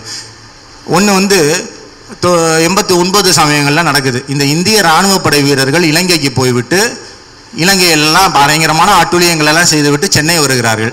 அப்ப தலைவர் கலைஞர் முதல்வர் கலைஞராக இருக்கிறார். ஒரு 13 வருஷம் கழிச்சு ஒரு கிடைக்காத பொருள் கையில கிடைச்சிருக்கு. இதற்காக தான் 13 வருஷமா அலைஞ்சது. ஆட்சிக்கு வர வேண்டும் என்றுதான் எம்ஜிஆர் காலத்துல 13 வருஷமாக மக்களிடம் கேட்டுக்கொண்டே இருக்கிறார். அந்த கிடைக்காத பொருள் அவர் கையில் கிடைத்திருக்கிறது. அந்த ராணுவ வீரர்களை வரவேற்க செல்லவில்லை என்றால் அந்த கிடைக்காத அரிய பொருள் அவரிடம் இருந்து பறிபோகும் சூழல் இருக்கிறது என்று தெரிந்தும் அந்த ராணுவ வீரர்களை அவர் வரவேற்க போவதில்லை. அவராடா உங்களுக்கு ஈழ துரோகி? மனசாட்சின்றது வேணாமாடா? ஒரு வரலாற்று அறிவு தான் வேணாம். இன்னைக்கு ஒருத்தர் இருக்காரு, இன்னொருத்தர் இருக்காரு. இந்த 2வது சம்பவத்துக்கு வரேன். புலவமான அந்த அபிநந்தனை கடத்தி கொண்டு போகிறார்கள். மிகப்பெரிய இதுக்கப்புறம் அவங்கள விட்டுறாங்க. இவர் என்ன சரி மோடி வரவேற்க போவார்னு பார்த்தா எலெக்ஷன் கேம்பெயின்ல பிரச்சாரத்தில் இருக்கிறாங்க. 2 தலைவர்கள் ராணுவ வீரர்களை வரவேற்க போவதில்லை. இதான் சிம்பிள். ஆனால் எதற்காக வரவேற்க போவதில்லை, அதன் பின்னாடி என்ன மாதிரியான காரணங்கள் இருக்கிறது என்று பார்த்தால் தான் தெரியும். இது வட துருவம், அது தென் துருவம், 2 எவ்வளவு வித்தியாசம் இருக்கிறது அப்படிங்கிற வித்தியாசம். இதையெல்லாம் நம்ம யோசிச்சு பார்க்க வேண்டும் கண்டிப்பாக. அப்ப ஆனா நம்ம இன்னைக்கும் பார்க்கிறோம். நம்ம பார்ப்பனர்கள்னு சொல்றோமே தவிர பார்ப்பனர்கள் மட்டுமா நமக்கு எதிரியாக நம்மளை திட்டிக்கிட்டோ இல்லை நம்ம திராவிட இயக்கத்தை எதிர்த்து கொண்டோ பேசிக்கொண்டார்கள். பார்ப்பனர்களும் அவ்வளோ பெரிய படைபலம் இருக்கிறதா? பார்ப்பனர்கள் முதல்ல அவ்வளோ பாப்புலேஷன் இருக்கா? ஏன்னா இல்லை. அப்போ அவர்கள் யாரை கையாளுகளாக அடியாட்களாக பயன்படுத்துறாங்கன்னா நம்ம அண்ணன் தம்பி தான். அவங்கெல்லாம் நம்ம அண்ணன் தம்பி தான். அவங்களுக்கு தெரியாது அவங்ககிட்ட கையில் என்ன இருக்குன்னு தெரியாது, என்ன நாளைக்கு பறிபோகும்னு தெரியாது, எதுவும் தெரியாது. அவர்கள் தான் நமக்கு எதிராக இன்று தீவிரமாக களமாடி கொண்டிருப்பவர்கள். அப்ப இந்த ஃபார்முலா என்பது மிகவும் ஒரு பார்ப்பனர்களுக்கு பழக்கப்பட்ட ஒரு ஃபார்முலா. நீங்கள் இதுக்கு ஒரு சின்ன உதாரணம் சொல்கிறேன். தமிழ்நாட்டில் ஏகப்பட்ட ஜாதி கட்சிகள் இருக்குது. இப்போ வன்னியருக்கு ஒரு ஜாதி கட்சி இருக்கிறது, முக்குலத்தோருக்கு இருக்குது, ஒவ்வொரு ஜாதிக்கும் இருக்குது. அந்தந்த ஜாதியிலலாம் அந்தந்த ஜாதிக்காரன் மட்டும்தான் இருப்பான். ஆனால் பாஜகங்கிற பார்ப்பன ஜாதி கட்சியில் மட்டும் பாருங்கள் எல்லா ஜாதிக்காரனும் இருப்பான். பாஜக என்பது பார்ப்பன ஜாதி கட்சி. அது வேற. அந்த கட்சியால பார்ப்பனர்களை தவிர நன்மை அடைந்த ஜாதின்னு வேற ஏதாவது ஒண்ணு காட்டுங்க. 8 லட்சம் ரூபா வச்சிருக்கவன் ஏழைன்னு சொல்ற ஒரு கட்சி உலகத்திலே இருக்குமா? அது யாருக்கு நன்மை செய்கிறது? பார்ப்பனர்களுக்கு மட்டும்தான் நன்மை செய்கிறது. அப்ப அந்த பாஜகவுக்கு தமிழ்நாட்டில் வேலை செய்ய ஆட்கள் இல்லை. பெரியார் புண்ணியத்தால், அண்ணா புண்ணியத்தால், கலைஞர் புண்ணியத்தால் இந்த பார்ப்பன ஜாதி கட்சிக்கு வேலை செய்யும் ஆட்கள் தமிழ்நாட்டில் இல்லாததால அவுட் சோர்சிங்க்கு ஆள் எடுக்கிறார்கள். அவுட் சோர்சிங்க்கு OPS, EPS, இன்று ஐயா ராமதாஸ் போன்றவர்கள் அவுட் சோர்சிங்காக அங்கே சேர்ந்திருக்கிறார்கள். இவர்கள் எந்த அளவு துரோகம் செய்ய துணிந்து விட்டார்கள் அப்படின்னு பார்த்தா, யாருக்காக இந்த ஐயா ராமதாஸ், நம்ம ஐயா ராமதாஸ் என்பது எனக்கு பழக்க தோஷத்தில் வருகிறது. ஏன்னா ஐயான்னு சொல்லி, ஏன்னா இடஒதுக்கீடு போராட்டம்லாம் நடத்தி தன்னுடைய ஜாதி மக்களுக்கு இடஒதுக்கீடுலாம் கலைஞரிடம் இருந்து வாங்கி கொடுத்தவர். அவர் இன்னைக்கு என்ன பண்றாரு? தன்னுடைய சாதி குழந்தைகள் மருத்துவராக வருவதை தடுக்கும் பாஜகவிற்கு கொஞ்சம் கூட மனசாட்சியே இல்லாமல் இன்று ஆதரிப்பதற்காக அந்த பக்கம் போய்விட்டார். சரி, அவருக்கு அதனால தனிப்பட்ட பலன்கள் கிடைக்குது, அவருக்கு ஏதோ என்னமோ கிடைக்குதுன்னு வைங்க. அப்ப வன்னிய இளைஞர்கள் எல்லாம் இதை எப்படி புரிஞ்சுக்கணும்? வன்னிய இளைஞர்கள் தங்களுக்கு இழைக்கப்பட்ட மிகப்பெரிய துரோகமாகத்தான் இதை பார்க்க வேண்டும். இதைத்தான். ஆனாலும் அதையும் மீறி என் தலைமை என்ன சொன்னாலும் சரி, என் ஜாதிக்காரன் என்ன பண்ணாலும் சரி, என் மதத்துக்காரன் என்ன பண்ணாலும் சரி அப்படிங்கிறது தான் கார்ல் மார்க்ஸ் மிக தெளிவாக சொல்கிறார். மதம் அபிநை போன்றது அப்படின்னு. இன்னும் அவன் உன்னை கட்டி வச்சு 10-15 தடவை அடிச்சாலும் உனக்கு வலிக்கவே வலிக்காது. டெல்லி கணேஷ் மாதிரி நீ எண்ணிக்கிட்டே இருப்ப. அது எப்படி வலிக்கும் அப்படின்னு கேட்ப. அதான் தெளிய வச்சு அடிச்சுக்கிட்டே இருப்பான். அப்ப இந்த மதம், ஜாதி, மொழி, இந்த மாதிரியான விஷயங்களை எல்லாம் ஒதுக்கி வைத்து விட்டு யார் ஆள்கிறார்கள் அப்படிங்கிறத பார்க்காம யாருக்காக ஆளப்போகிறார்கள் அப்படிங்கிறதை பார்ப்பது அப்படிங்கிறது தான் உண்மையான ஜனநாயகம். நீங்க இந்த விஷயத்தை திமுக மிக அமைதியாக அடிப்படையில் செய்து கொண்டிருக்கும். என்ன போன்றவர்களும் சரி, திமுக காலங்களும் சரி. ரஜினி கட்சிக்கு வரக்கூடாது, ரஜினி அரசியலுக்கு வரக்கூடாது. ஏனென்றால் அவர் கன்னடன் அப்படிங்கிற சத்தம் என்னைக்காவது திமுக பக்கம் இருந்து எழுந்து நீங்க பார்த்துருக்கீங்களா? இல்லை. ஏன்னா இதுதான் உண்மையான ஜனநாயகத்தன்மை. ஆனா யாரு கத்திக்கிட்டு இருப்பா? சீமான் கத்திட்டு இருப்பார், ரஜினி கன்னடன் அதனால் வரக்கூடாது அப்படின்னு. திமுக மாதிரியான கட்சிகள், ஒரு ஜனநாயகத்தில் நம்பிக்கை உள்ள கட்சிகளுக்கு என்ன நம்பிக்கை அப்படின்னா, ரஜினி கன்னடனோ மலையாளனோ ஆப்பிரிக்கனோ அவர் ஆட்சிக்கு வர வேண்டுமா வேண்டாமா என்பதை மக்கள் முடிவு செய்து கொள்வார்கள். அப்படிங்கிறதான ஜனநாயகம். அவரை நீ முதலில் அதுக்கு தானே நம்ம எல்லாம் ஜனநாயகம் என்கிற கட்டமைப்பே எதற்கு இருக்கிறது? யார் வரணும் வரக்கூடாது என்பதை மக்களிடம் ஒப்படைத்திருக்கிறோம். அதை விட்டுட்டு வர்றதுக்கு முன்னாடியே நீ வரக்கூடாது, நீ வரலாம், நீ யார்? இந்த பாபா படத்துல ரஜினி உட்கார்ந்துட்டு சொல்லுவார் ரூம்குள்ள, நீ யாரு சொந்தம் வெளியே போ, நீ யாரு நண்பன் இருக்கலாம். அதுதான் இப்ப சீமான் பண்ணிட்டு இருக்க வேலை. நீ யாரு தமிழன் யாரு இல்லைன்னு சொல்லிட்டு உள்ள வர்றது போறதுல இவர் தான் முத்திரை இந்த ஆபீஸ்ல அந்த போர்டிங் பாஸ்ல முத்திரை குத்துற மாதிரி பார்ப்பாரு, பார்த்து இவர் தான் அனுப்புவார். அதுக்கப்புறம் நம்மளாம் எலெக்ஷன்ல நிக்கணும், அதுலயும் இவர் நம்ம எதிர்த்து போட்டி போடுவார். இந்த மாதிரியான நிறைய விஷயங்கள்லாம் இருக்கிறது.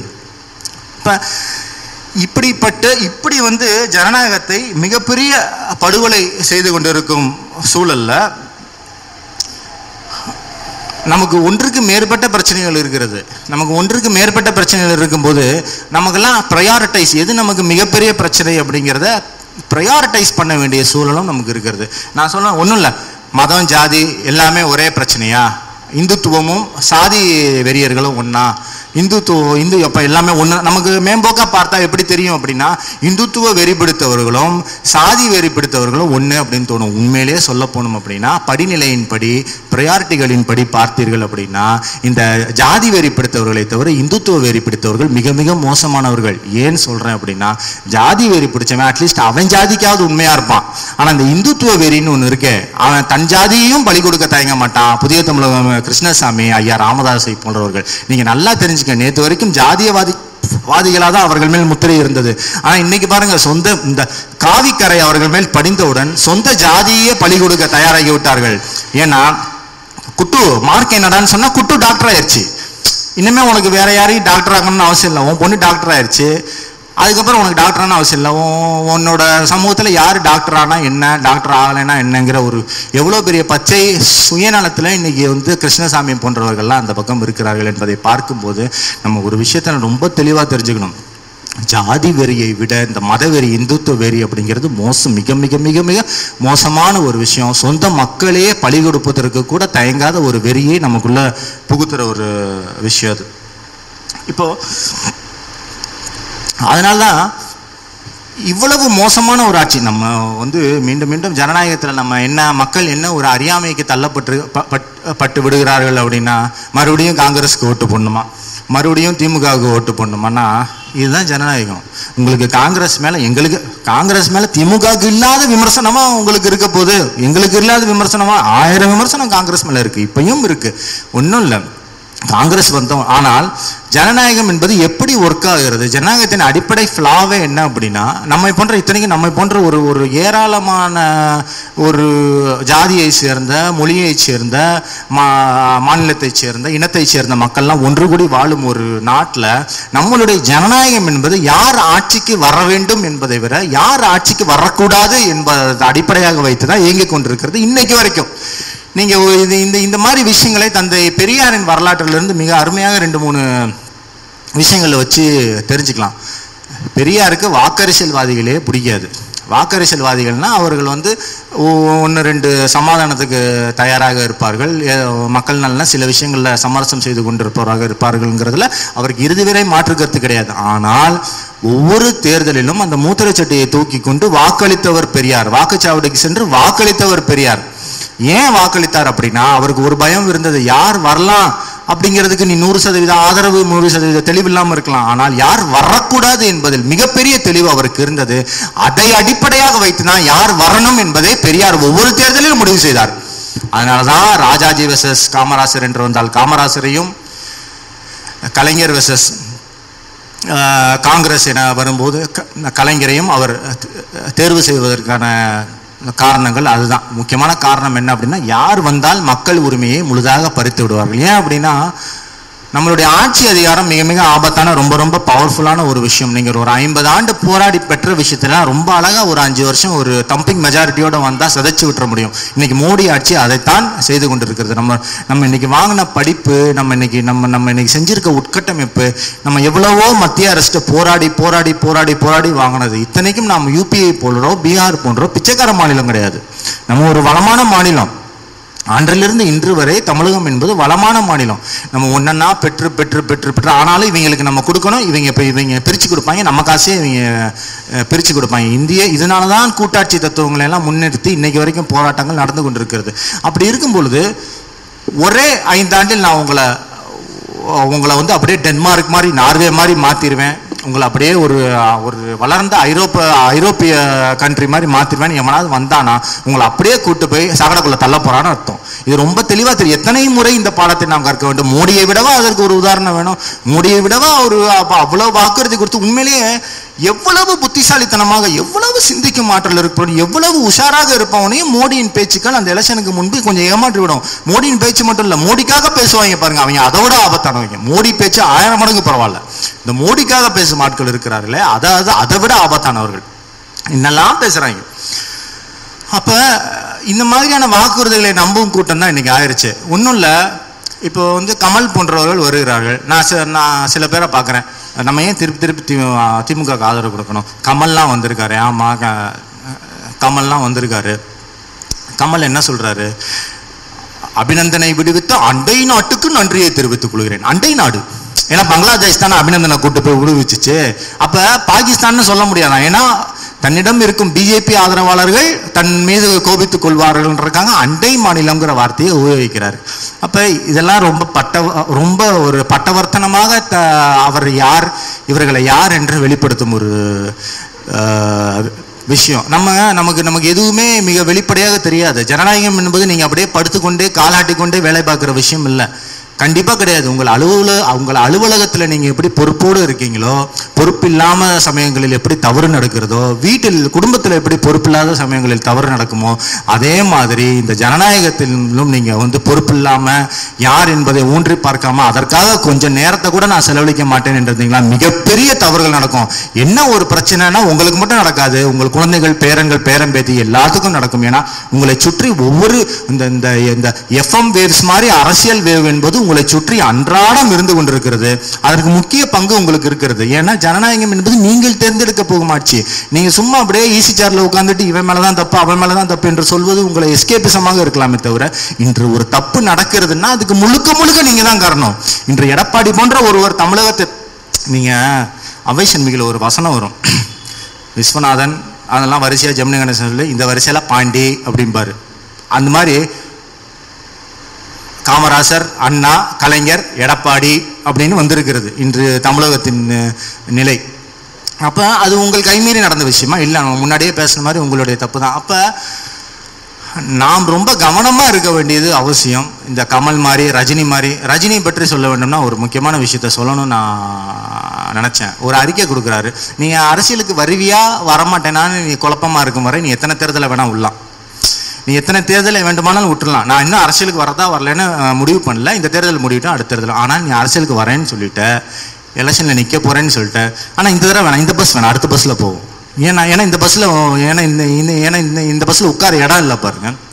அப்போ தமிழ்நாட்டிலேருந்து 40 எம்பி போக போகிறான், அதுலேருந்து ஒரு 5 எம்பி நம்ம கட்சிக்காரன் போகணுன்ற எண்ணம் உனக்கு இல்லை. அப்போ உனக்கு இதுலேருந்து அடிப்படையில் என்ன தெரியுது? ஒரு எம்பினா யாருன்னு உனக்கு தெரியல, ஒரு எம்பி பாராளுமன்றத்துக்கு போனால் அதனால் தமிழ்நாட்டுக்கு என்னெல்லாம் செய்ய முடியும்னு உனக்கு தெரியல, உனக்கு ஒரு இளவுமே தெரில. உன்னை கொண்டாந்து பிடிச்சி இழுத்து இந்த கட்டாய திருமணம் பண்ணி வைக்கிற மாதிரி கட்டாய அரசியலுக்கு இழுத்து விட்டாங்க. இப்போ அதனால் தள்ளி போட்டுக்கிட்டே நெக்ஸ்ட் போகிறேன். இந்த குழந்தைங்க எல்லாம் மிஸ் அடிப்பாங்கன்ட்டு லீவ் போட்டுக்கிட்டே இருக்கும், நாளைக்கு போகிறேன் அது மாதிரி இப்போ தள்ளி போய்கிட்டு இருக்கேன். இதெல்லாம் சரி, இதையா செஞ்சு தொலைறியே, தள்ளி விடுறியான்னு பார்த்தா ஒரு அறிக்கை. என்ன அறிக்கைன்னு இவர் வந்து மிகப்பெரிய புத்திசாலியா, தமிழ்நாட்டின் இன்றைய முக்கியமான பிரச்சனை நீர், யார் நீர் பிரச்சனையை தீர்ப்பார்களோ அவர்களுக்கு வாக்களிங்கள். அவங்க தான் வாக்களிப்பாங்களா? அப்ப நீ அரசியலுக்கு வந்து அப்ப நீ வந்து எதை திக்க போற?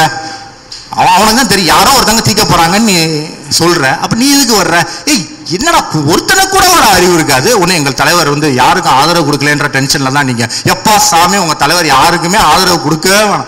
இவ்வளவு கேவலமான ஒரு ஆதரவு வந்து உலக வரலாறுல யாருமே பார்த்திருக்க மாட்டாங்க. இப்படி ஒரு அறிக்கை பார்த்திருக்கீங்களா? எலெக்ஷனுக்கு இப்படிலாம் ஒரு சிச்சுவேஷன் பார்த்திருக்கீங்களா? இப்படிலாம் உண்மையிலேயே சினிமா டிஸ்கஷன்லாம் போட்டு ஒரு 6-7 அசிஸ்டன்ட் டைரக்டர்லாம் வைத்து கூட யோசிப்பார்கள். ஒருத்தர் எலெக்ஷனுக்கு வரப்போறாரு, தேர்தலுக்கு வரப்போறாரு, ஆனா ஒரு தேர்தல் வருது, அதுல அவர் நிக்க மாட்டாரு. சரி சும்மாவது இருப்பாருன்னா அறிக்கை கொடுப்பாரு. யாருக்கு அதுவும் யாருக்கு ஆதரவுன்னு கொடுக்க மாட்டாரு. நீர் பிரச்சனையா? இன்னைக்கு தமிழ்நாட்டில் பெரிய பிரச்சனை நீர் பிரச்சனை. ஏன்னா நீர் பிரச்சனை வர்றப்பதானே இந்தால கன்னடங்கிறாங்க. அதனால இந்தால பொறுத்த வரைக்கும் தமிழ்நாட்டில் மிகப்பெரிய பிரச்சனை நீர் பிரச்சனை. இந்த நீட்டு இந்த இது இது இந்த இந்த இதெல்லாம் இந்த ஆளுக்கு வந்து பிரச்சனை கிடையாது. டிமானிட்டைசேஷன் பண்ணி எல்லாத்தையும் அழிச்சது, இந்த தஞ்சை விவசாயிகளை வந்து தண்ணி இல்லாமல் கொண்டுகிட்டு இருக்கிறது, திமுக கொண்டு வந்த கூட்டு குடிநீர் திட்டத்தை கூட மோட்டாரை ரிப்பேர் பண்ணாம எதையும் சரி பண்ணாம இந்த அதிமுக அரசு ராமநாதபுரம் மாவட்ட மக்களை தாகத்துல சாகடித்து கொண்டு இருக்கிறது. இது இங்க மட்டும் இல்ல. உனக்கு கொடுத்த ஒரே பணி என்ன? நீ அதிமுக ஆட்சிக்கு வர்றப்ப உனக்கு என்ன பண்ணி எதையாவது இளவ ஆரம்பிக்க போறியா? ஒன்னும் பண்ண போறதில்ல. திமுக ஆரம்பிச்சதை மராமத்து வேலை பண்ணி பார்த்து தொடங்கிடான்னா அதை பண்ண முடியல இவங்களுக்கு. ஒவ்வொரு முறையும் பாருங்க தூர் வர மாட்டாங்க. இவங்க வந்து புதுசா ஏதாவது திட்டம் கொண்டு வரப்பாங்க, எதுவும் கொண்டு வர போறதில்ல. திமுக ஆரம்பித்ததை மெயின்டெனன்ஸ்க்காக இவர்கள் ஒரு 5 வருஷம் ஆட்சிக்கு வராங்க, அதையாவது பண்ணி தொலைகிறாங்களான்னா பண்றது இல்லை. இப்போ வந்து மக்கள் மிகப்பெரிய ஆபத்தில் இருக்காங்க. இதெல்லாம் ரஜினிக்கு தெரியுமா? ரஜினிக்கு கூட்டு குடிநீர் திட்டம்னா என்னன்னு தெரியுமா? ரஜினிக்கு ஊராட்சின்னா என்னன்னு தெரியுமா? நீங்க சீரியஸாவே ரஜினிக்கு தெரியும்னு நினைக்கிறீங்களா? மனசாட்சி தொட்டு சொல்லுங்க. கமலுக்கு தெரியுமா? கமல்லாம் எப்படி தெரியுமா? கமலை எவனுமே கண்டுக்கல. அவர் என்ன இவரு காவிரிக்கு அனைத்து கட்சி கூட்டம் கூட்டுறாராம். இவர் வந்துட்டார்ல இப்ப, அதனால இவர் கூட்டு வரான். உடனே திமுக எல்லாம் வந்து இவர் உட்காந்துருணுமா? இவங்க போல, இவங்க மட்டும் இல்ல நிறைய கட்சி போல. உடனே நம்மளுக்கு நம்மளை என்ன பண்ணாலும் கண்டுக்க மாட்டேங்கிறாங்க. என்னன்னா ஒரு அறிக்கை கிராம சபை கூட்டத்தை வந்து என்ன பார்த்து காப்பீடிக்குது அப்படின்னு. ஆனா அதையும் அசிங்கப்படுத்தி விட்டாரு தளபதி. ஆனா என்ன விஷயம் அப்படின்னா, இப்ப கமல் எந்த மாதிரி ஒரு மனநிலையில் அலையிறாங்க தெரியுமா? நாங்க இந்த தலைவர் கலைஞர் வந்து மாநாடுகள்லாம் பேசுறப்ப முன்னாடி ரோல உட்காரலாம், தலைவர் நம்மளை பார்க்க மாட்டாரா, தலைவர் பார்த்து கையடிச்சிட்டா, தலைவர் என்ன பார்த்துட்டாரு கையடிச்சாரான்னு பயங்கர சந்தோஷமா இருப்பான். அது மாதிரி ஏதாவது கட்சி நமக்கு எதிராக அறிக்கை கொடுத்துறாதா, நம்ம ஒரு அரசியல் கட்சியை அங்கீகரிச்சிட மாட்டாங்களா அப்படிங்கிற இதுதான் எம்ஜிஆருக்கு. இது இன்னொரு விஷயம், நம்ம இதெல்லாம் சொல்லுவோம். நம்ம வந்து பல மணி நேரம் புள்ளி விவரங்கள் எல்லாம் சேகரித்து, டேய் நீட்டுங்கிறது உனக்கு நீயே வச்சுக்கிட்ட கொல்லி, உன் பிள்ளைங்களால இனிமேல் டாக்டரே ஆக முடியாது, 5 வருஷம் கழிச்சு எந்த கவர்மெண்ட் ஹாஸ்பிட்டல் போனீங்கனாலும் பானிபூரி விற்கிறவனா இருப்பான், எல்லா இடத்துலையும் இவன் தான் இருக்க போறான்டான்னு சொன்னா, இந்த மாதிரி நிறைய எடுப்போம். ஜிஎஸ்டினால இப்படி ஆயிடுச்சுடா, 15வது திட்ட கமிஷன்னால நம்மகிட்ட பிடுங்கி யோகி மாதிரியான இப்போ இந்த மாநிலங்களுக்கு பீடா மாநிலங்களுக்கு ஃபுல்லாக தந்துக்கிட்டு இருக்காங்கடா, அவங்க அதெல்லாம் பீடாவாக்கி தாஜ்மஹாலில் துப்பி தாஜ்மஹாலில் சிகப்பாக்க போகிறாங்கடா. நம்ம இவ்வளோ புள்ளி விவரத்தோட சொன்னால் உதயநிதி எதுக்கு கிராம சபை கூட்டத்துக்கு வராரு? ஏண்டா எவ்வளோ பெரிய விஷயத்தை வச்சா இவனுக்கு என்ன மிகப்பெரிய பிரச்சனை? உதயநிதி கிராம சபை கூட்டத்தில் பேசக்கூடாது. இது அதனால நான் திமுக ஓட்டு போட மாட்டேன். அப்போ யாருக்கு ஓட்டு போடுவேன்? எடப்பாடிக்கு போட. செத்துப்போ, நீ செத்துப்போ, நானும் செத்து போறேன், எல்லாரும் செத்து போவோம் அப்படின்னு இந்த சிவாஜி சொல்றாரு, எனக்கு ஒண்ணு வாங்கி கூட ஆட்டுறேன். இதான் நடக்கும். ஏண்டா உதயநிதி கிராம சபை கூட்டத்துக்கு வந்தா அது உட்கட்சி விவகாரம், அது திமுக காரங்க சண்டை போடணும். திமுக இருக்கிறவங்க என்ன சண்டை போடணும்னா, நாங்க இத்தனை வருஷம் கட்சியில பேசிட்டு இருக்கோமே, உதயநிதிக்கு முக்கியத்துவம் கொடுக்குதுன்னு திமுக பேசணும். இது உட்கட்சி விவகாரம், வீட்டுக்குள்ள பேச வேண்டிய விவகாரம். உதயநிதி என்ன ராஜ்யசபா எம்பியாகி பிரதமராக போறாரா? நாளைக்கு சிஎம் ஆகணும்னா ஓட்ட தானே வந்து எம்எல்ஏக்கு ஓட்டு கேட்க போறாரு. இதான ஜனநாயகம்? நீ தானே ஓட்டு போட போற. உனக்கு என்ன அவசரம்? வந்தோடனே பாரு, வந்தோடனே பேசி. ஏண்டா நீட்டு ஏண்டா கொல்றாங்கடா, ஏமாத்துறாங்கடா, 200 முதல் 300 பயங்கரவாதிகளை கொண்டு பொய் சொல்றாங்கடா. உலகமே காரி துப்புதுடா நம்ம மேல. இந்தியன் ஆன்டி இண்டியன் இவங்க தான்டா மிகப்பெரிய ஆன்டி இண்டியன், அங்கிள் இண்டியனா எல்லாமே இவங்க தான்டா இருக்காங்க. ஏன்னா மானமே போகுது. சொன்னா உதயநிதி ஏன் பாஸ் வராரு? டேய் எப்பா, இதெல்லாம் அவங்க சொன்னா பரவாயில்ல. இந்த முற்போக்கு பேசிக்கிட்டு இருக்கிறவங்களே நிறைய பேர் இதுதான் பதிலாக வச்சுக்கிட்டு இருக்காங்க. இவங்களுக்கு உதயநிதி இப்போ மிகப்பெரிய பிரச்சனை. ஏன்னா 2G கிடையாது, மாவட்ட செயலர்கள்லாம் ரவுடித்தனம் பண்ணாங்கன்னு சொல்ல முடியாது, எந்த பெரிய பிரச்சனை பெரிய ஒரு விமர்சனத்துக்குள்ளேயும் பண்ண முடியாது. தளபதி பழமொழியை தவறா சொல்றதெல்லாம் மிக பெருசா கொண்டு போய் சொல்ல முடியாதுல்ல. ஏன்னா தளபதி வந்து பழமொழியை தவறா சொல்லிட்டா இன்னைக்கு நம்ம மேல அணுகுண்டு விழுந்துரும், இந்த மாதிரி மிகப்பெரிய பிரச்சனைகள் வந்துடும். அதுதான் இந்த நாட்டில் மிகப்பெரிய பிரச்சனை. என்ன அப்படின்னா, தளபதி ஒழுங்கா பழமொழியை சொல்லணும். இதுதான் மிகப்பெரிய பிரச்சனை. அப்படியே பார்த்தாலும் சரி, நீ உங்க ஆள் அப்படியே ஆத்திச்சூடியும் கம்பராமாயணும் அப்படியே இந்தியில அப்படியே ஒரு வியாசர் மாதிரி வாச்சிருவாரானா, மிஸ்ஸஸ்ங்கிறத எம்ஆர்எஸ்ன்னு வாசிக்கிற தற்கூரி உன் தலைவன். நீங்க யோசிச்சு பாருங்க, பழமொழியை தப்பா வாசிக்கிறதுங்கிறது வாய் தவறி சொல்லக்கூடிய ஒரு விஷயம். அது யாருக்கு வரும்? அவர் தான் சொல்றாரு, நான் எங்க அப்பா மாதிரி பெரிய பேச்சாளர் இல்லைன்னா அவர் தான் சொல்றாரு. அவர் தான் பதவி ஏற்கிறப்ப சொல்றாரு, நீ என்ன பேச்சு போட்டி வச்சு இந்த மாதிரி கோப்பை தர போறியா? இல்லை.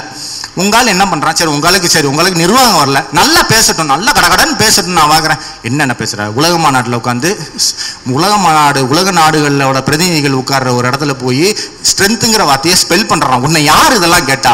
அதுல 2-3 எழுத்து நடுவில் காணும். அவங்க எல்லாம் சிரிக்கிறாங்க. சரி சொல்லுவாரான்னு பார்த்துட்டு இருந்தா இருந்தாலும் முடிச்சிட்டாரு. இது பரவாயில்ல. நேற்று தமிழ்நாட்டுக்கு வந்துட்டு எமர்ஜென்சி காலத்தில் இந்திரா காந்தி எம்ஜிஆரோட ஆட்சியை கலைச்சாராம். உலக வரலாற்றிலேயே எமர்ஜென்சிக்கு ஆதரவா தீர்மானம் போட்ட ஒரே ஒரு கரகாட்ட கோஷ்டி அதிமுக கரகாட்ட கோஷ்டி தான். அந்த சூழல்ல எம்ஜிஆர் என்ன, எடப்பாடி அளவுக்கு எம்ஜிஆர் என்ன இறங்கல அப்படின்னா இந்திரா காந்தி படத்தை கொண்டு போய் அதிமுக ஆபீஸ்ல மாட்டல, இல்லைன்னா அந்த அதையும் மாட்டியிருப்பாரு. அதை எதிர்த்து ஒன்றும் இல்லை, ஒரு தெலுங்கு படம் இருக்கு, கதாநாயகனும் என்டிஆர் வரலாறு எடுத்து வச்சிருக்காங்க. அதுல கூட ஒரு காட்சி வருது, தமிழ்நாட்டில் சிஎம்மோட மகனை கைது செய்து விட்டார்கள்னு வருது ஒரு காட்சி, மிசால கைது செய்து விட்டார்கள்னு. அப்ப ஒரு தெலுங்குக்காரனுக்கு இங்க என்ன நடந்துச்சுன்னு தெரியுது, உலகத்துக்கே தெரியும். ஏன்னா மிசாவால தான் இன்னைக்கு தளபதினு ஒருத்தர் இருக்கிறாரு, ஸ்டாலின் ஒருத்தர் அரசியல்ல இருக்கிறாரு, இவ்வளோ பெரிய ஒரு முதல்வர் வேட்பாளராக வந்திருக்கிறார். அப்போ உனக்கு தெரியல, அப்போ உனக்கு எதுவுமே தெரியல. உனக்கு MRS அப்படின்னா மிஸ்ஸஸ், சரி அது எங்கேயோ தனியா வந்தா பரவாயில்ல, ஒரு பேருக்கு முன்னாடி வருது, பேருக்கு முன்னாடி MRSனாடா வரும், அதென்ன MRS இதயம் நல்லெண்ணெயா, அது என்ன நல்லெண்ணெய் கம்பெனியா? அப்போ உனக்கு எதுவுமே தெரியல, நீ நல்லா வாசிப்ப, இத்தனைக்கு டெலிபிராம்டர் இருக்குது. அப்ப நான் இதெல்லாம் சொல்லக்கூடாது. இப்போ மோடி தப்பா வாசிக்கிறாருன்னா நம்மலாம் அதை சொல்ல மாட்டோம். ஏன் அப்படின்னா நம்மலாம் இவங்கள மாதிரி சில்லற பசங்க கிடையாது. மோடி நல்லா வாசிக்கிறதுலாம் அவர் பிரச்சனை, வாசிச்சா திருத்திட்டு போறாரு. அவர் நம்ம ஆட்சி தான் விமர்சிட்டு இருப்போம். இவங்க என்ன பண்ணுவாங்க, இவங்களுக்கு வேற எதுவுமே கிடைக்கலன்னா பழமொழியை தப்பா சொல்றாரு, இதெல்லாம் கட் பண்ணி மீம் போடுறாங்களாம். நான் நல்லா தெரிஞ்சுக்க, உலக வரலாற்றுல தமிழக வரலாறுல இந்திய வரலாறுல எத்தனையோ தேர்தல் வந்திருக்கு. அந்த அத்தனை தேர்தல்களும் ஒரு கட்சி வெர்சஸ் இன்னொரு கட்சி தான். அது Congress versus BJP, AIADMK versus DMK, Trinamool Congress இல்லைன்னா கம்யூனிஸ்ட்னு இருக்கும். இந்திய வரலாறுல தமிழக வரலாறுலேயே மக்கள் வெர்சஸ் பிஜேபி அதிமுகன்னு ஒரு தேர்தல் வருது. மக்கள் வெர்சஸ் கவர்மெண்ட், மக்கள் வெர்சஸ் 2 மிகப்பெரிய அயோக்கியர்கள் அப்படின்னு ஒரு தேர்தல்னா அது இந்த பாராளுமன்ற தேர்தல், அடுத்து வர சட்டசபை தேர்தல் தான். அதுக்கு உங்களுக்கு கிடைச்சிருக்கிற மிகப்பெரிய ஆயுதம் என்ன, மிகப்பெரிய பிரம்மாஸ்திரம் என்ன? நீங்க என்ன டைனாசரை குண்டூசி வச்சா குத்த முடியும்? இன்னொரு டைனாசரை வைத்து தான் குத்த முடியும். நீங்க கமல், ரஜினி, TR, பாக்யராஜ், விஷால் இவர்களை இந்த குண்டூசிகளை எல்லாம் வச்சு டைனாசர் நகத்துல கூட குத்த முடியாது. நீங்கள் குத்த வேணும்னா நீங்க இன்னொரு டைனாசர், நல்ல டைனாசரை தான் இருக்க வேண்டும். உங்களுக்காக சண்டையிடும் கூடிய ஒரு டைனாசரை தான் எடுக்க முடியும். அது திமுக மட்டும்தான். அதுதான் உங்கள் கையில் இருக்கிற பிரம்மாஸ்திரம். அதனால தான் திருப்பி சொல்லிட்டு இருக்கோம், இவங்க வாக்கு மிஷின்ல ஃப்ராடு பண்ணுவாங்க. 3 லட்சம் கோடிக்கு வைரம் கடத்தி காசு வச்சிருக்காங்க. இப்போ அதுல நாங்க கணக்கு போட்டு பார்த்தோம், அந்த 3 லட்சம் கோடியில ஒரு 10% கொடுத்தாலே ஒரு வாக்காளருக்கு 5000 ரூபாய் வருது. நான் இன்னைக்கு சொல்றேன், காசு வாங்கிட்டு ஓட்டு போடணும் அப்படின்னா தாராளமா ஓட்டு போடுங்க. ஆனா ஒரு ஓட்டுக்கு 5 லட்சம் கொடுத்தா மட்டுமே ஓட்டு போடுங்க. ஏன்னா அவங்ககிட்ட அவ்வளவு காசு இருக்கு. அப்பட்டமா தெரிஞ்சிருச்சு. அப்ப 3 லட்சம் கோடி உங்களுக்கு எல்லாம் பிரிச்சு கொடுத்தா தாராளமா நீங்க அதிமுக ஓட்டு போடுங்க. 5 லட்சத்துக்கு ஒரு பைசா கம்மியா கொடுத்தா கூட நீங்க அதிமுக ஓட்டு போடாதீங்க. காசை வாங்கிக்கிட்டு திமுக போடுங்க. ஏன்னா 5000 ரூபாயை கொடுத்துட்டு ஒவ்வொரு மாசமும் உங்க பாக்கெட்ல இருந்து 5000 ரூபாய்க்கு மேல திருடிக்கிட்டே இருப்பாங்க. நீங்க இதெல்லாம் தெரிந்து கொள்ள. இப்ப நாங்க கொஞ்ச நேரத்துக்கு முன்னாடி அதைத்தான் பேசிக்கிட்டு இருந்தோம். இன்னைக்கு இளைஞர்களுக்கு அரசியல் படிப்பெல்லாம் ரொம்ப குறைஞ்சு போச்சு. மக்கள் முன்பு போல வரலாறுகள் எல்லாம் படிப்பதில்லை. தேவையில்லை சார். வரலாறு எல்லாம் படிச்சு இவன் கெட்டவன் இவன் நல்லவன் அப்படின்னு தெரிஞ்சுக்கக்கூடிய காலத்துல நம்ம வாழலை. உங்களுடைய கேஸ் பில்லை படிச்சா போதும், உங்களுடைய பெட்ரோல் பில்லை படிச்சா போதும், உங்களுடைய கடந்த 4 மாத கேஸ் பில்லை படிங்க. உங்க தலையில எவன் மிளகா இந்தியன் அது இதுன்னு ஏமாத்தி எவன் மிளகா அரைக்கிறான்னு பாருங்க. எல்லா பெட்ரோல் பங்க்லையும் இந்த ஆளு சிரிக்கிறாரு. எதுக்கு சிரிக்கிறான்? என்ன நீ சாதிச்சேன்னு ஊரு ஃபுல்லா சிரிச்சுக்கிட்டு இருக்கேன்னு எனக்கு இவ்வளவு கேவலமா ஒரு சிரிப்பு. அதாவது புண்ணைங்கிறதே ஒரு எரிச்சல் தர்ற விஷயம் ஆயிடுச்சு. இந்த ஆளு ஊருக்குள்ள சிரிச்சிட்டு இருக்கிறத பார்த்து எவ்வளவு கோடி உங்ககிட்ட சுரண்டி இந்த ஆளு விளம்பரம் பண்றதுக்கு நீங்க எஃப்எம்ஏ கேட்க முடியல. கார்ல போறப்போ ஒரு எஃப்எம் போட்டா இவங்க தான் பேசிக்கிட்டே இருக்காங்க ஹிந்தியில. சரி எவனா சொல்லுவானா மாட்டானா? தமிழ்நாட்டில் இருக்கவங்களுக்கு தான் ஹிந்தி தெரியாதா? அட்லீஸ்ட் அந்த விளம்பரத்தை டப்பிங் பண்ணியாவது போட்டு தொலைகிறானா? ஹிந்திலேயே போடுறாங்க. இவங்களுக்கு ஓட்டு கூட வேணுமா இல்லையானே தெரியல. ஸோ இவங்களுக்கு எதுவுமே தெரியல. இவங்களுக்கு தமிழ்நாட்டில் ஓட்டு கேட்க கூட தெரியல. இவங்களுக்கு எப்படி ஆட்சி செய்ய தெரியும்?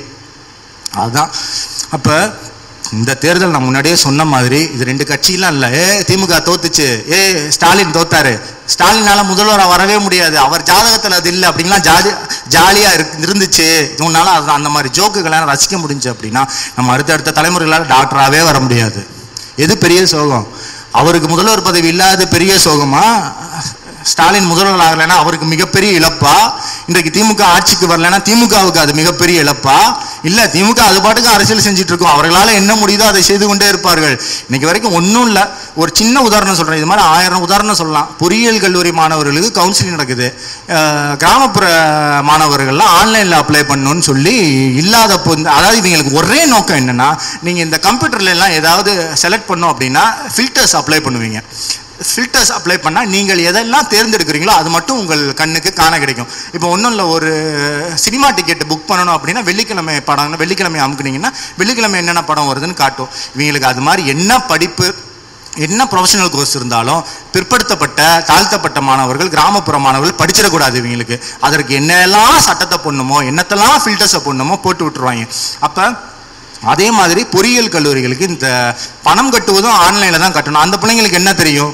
ஏன் போய் ஆன்லைனில் கட்டிட்டு இருப்பான் அவங்க அப்பா அம்மாலாம். அப்போ அதற்கு ஒரு வழக்கை போட்டு திமுக தான் ஜெயிக்குது, டிராஃப்ட்லையும் கட்டலாம் அப்படின்னு. இது வந்து ஒரு உதாரணம். இந்த மாதிரி விஷயம் நடக்கிறதே உங்களுக்கு தெரியாது. இவங்க எல்லாம் என்ன சொல்லுவாங்க, திமுக எதிர்கட்சியா என்ன மாதிரி செயல்பட்டுச்சு அப்படின்னு. அப்படி இல்லை, தன்னுடைய பவருக்கு உட்பட்டு எவ்வளவோ விஷயங்களை திமுக தொடர்ந்து செய்து கொண்டு இருக்கிறது. அதற்கு ஒரே ஒரு தேவை, இன்னைக்கு ஆட்சி அதிகாரம் மட்டும்தான். உங்களுக்கே தெரிஞ்சிருக்கும், உங்களுக்கு வந்து திமுகக்காக பேசுபவர்கள் மேல கூட 1-2 கோவங்கள் இருக்கலாம். உங்களை அவர்கள் தாக்கி பேசியிருக்கலாம், நீங்கள் சார்ந்த கட்சிகளை அவர்கள் இதற்கு முன்னாடி தாக்கி இருக்கலாம். ஆனால் அதை வைத்து நீங்கள் திமுக மேல உங்களோட பகையோ, திமுக ஆட்சிக்கு வரக்கூடாதுன்னு நினைச்சீங்களானாலும் அது உங்களுக்கு நீங்களே செய்து கொள்கிற, உங்கள் குழந்தைகளுக்கு நீங்கள் செய்து கொள்கிற மிகப்பெரிய பாவம். அது மிகப்பெரிய பாவம்.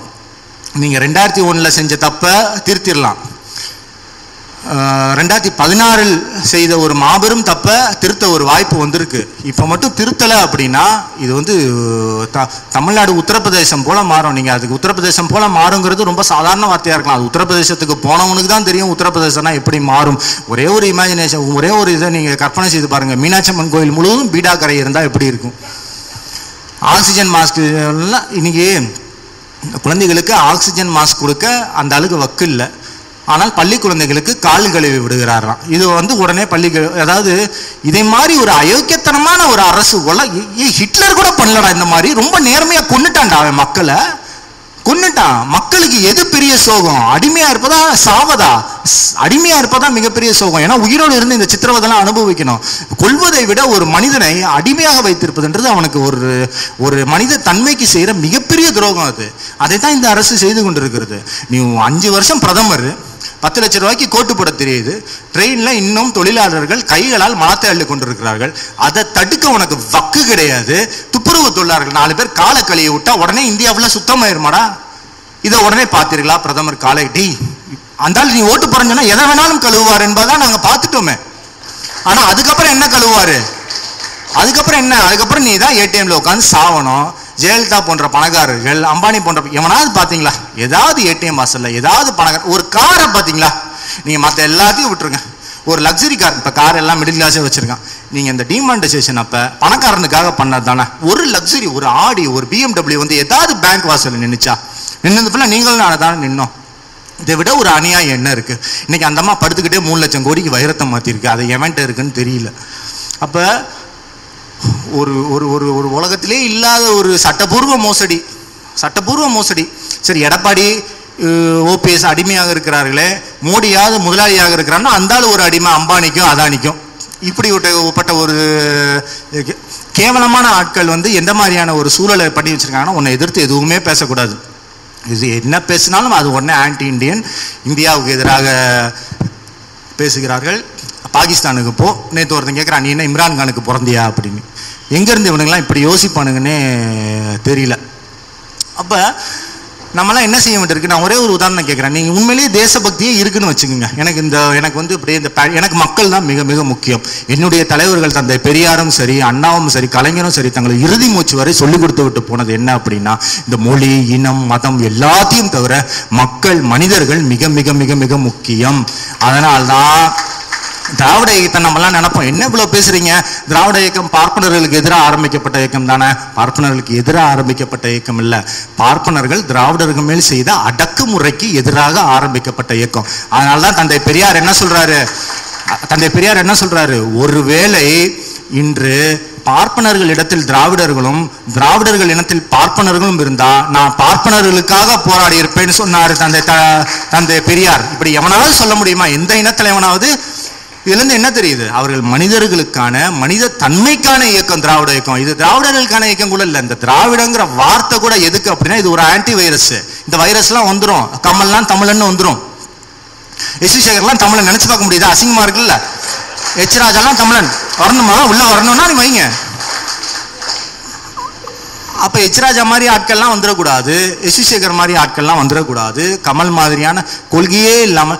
ஆனா கமலை பற்றி ஒரு விஷயம், ஆனா 20 வருஷமா ஒரு ஆள் சினிமால புத்திசாலி நம்மளெல்லாம் ஏமாத்திட்டான் பாத்தீங்களா. சத்தியமா நீங்க நினைச்சு பாருங்க, கமல் நீங்க புத்திசாலி தான் நினைச்சிருப்பீங்க.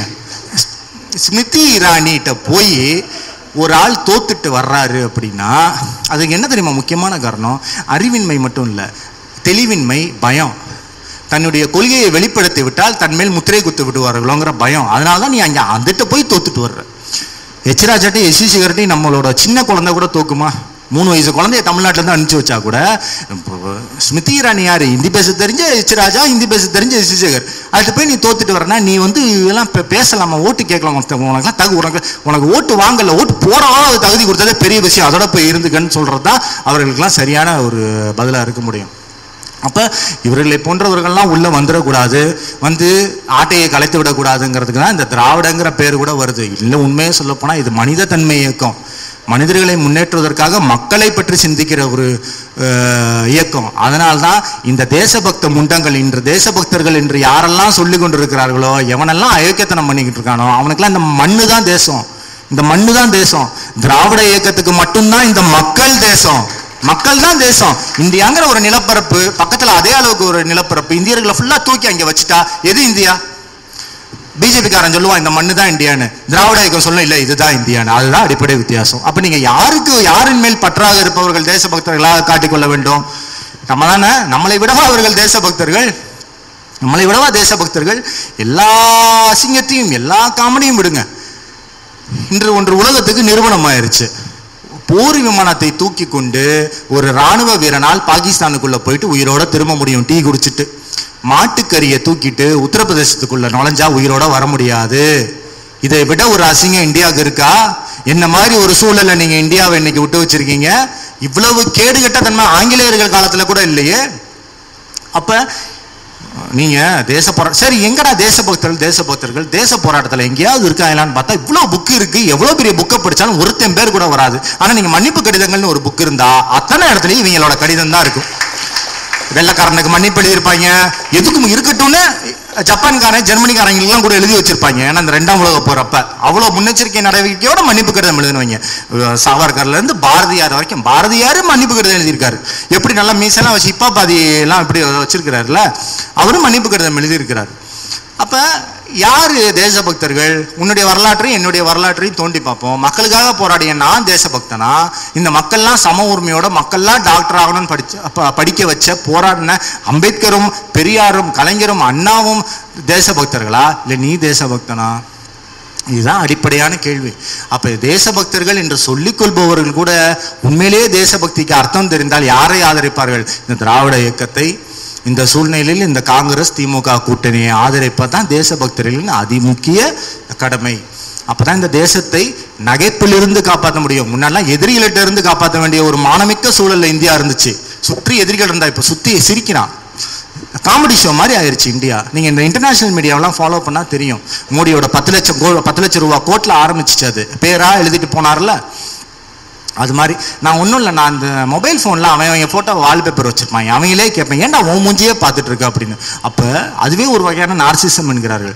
அப்போ ஒரு ஆள் 10 லட்ச ரூபாய் கோட்டு செஞ்சு மூடின்னு 1 லட்சம் தடவை அதில் எழுதியிருந்தா அந்த எவ்வளோ பெரிய சாடிஸ்டாக இருக்க முடியும். எவ்வளோ பெரிய நார்சிஸ்டாக இருக்க முடியும்? அதிலிருந்து ஆரம்பிச்சிச்சு இந்தியாவை பாற்று அண்டை மாநிலங்கள் சரி, மேல்நாடு சரி, உலக நாடுகள் சரி சிரிக்க ஆரம்பித்த அவலம். அதையெல்லாம் இதெல்லாம் ஒரு பக்கம், இதெல்லாம் நாம் வேடிக்கையாக சொல்லி விட்டு போகிறோம். இன்னொரு மிகப்பெரிய பயங்கரவாதத்தை, மிகப்பெரிய அசிங்கத்தை, மிகப்பெரிய அவப்பேரை இந்தியாவுக்கு இந்த மோடி அரசு சம்பாதித்து கொடுத்திருக்கிறது.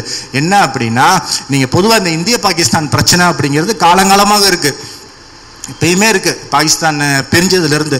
ஆனால் உலக நாடுகளுடைய மிக பொதுவான பார்வை, மிக பொதுவான கருத்துவாதம் எப்படி இருக்கும் அப்படின்னா, இந்தியா கொஞ்சம் அமைதியான நாடு, இந்த பாகிஸ்தான் தான் பயங்கரவாத நாடு, இந்த போர்வெறி பிடிச்சி அலையிற நாடு, ஆகுனா போர்னு சொல்றது. ஏன்னா இங்கதான் ராணுவ அதிகாரிகள்லாம் ஆட்சியில் இருந்திருக்கிறார்கள். இந்த இந்தியா பாகிஸ்தான் போரை கூட முதலில் துவக்கி வைத்தது பாகிஸ்தான் தான், இந்திரா காந்தி காலத்தில். ஆக இப்படி ஒரு பெயர் இருந்தது.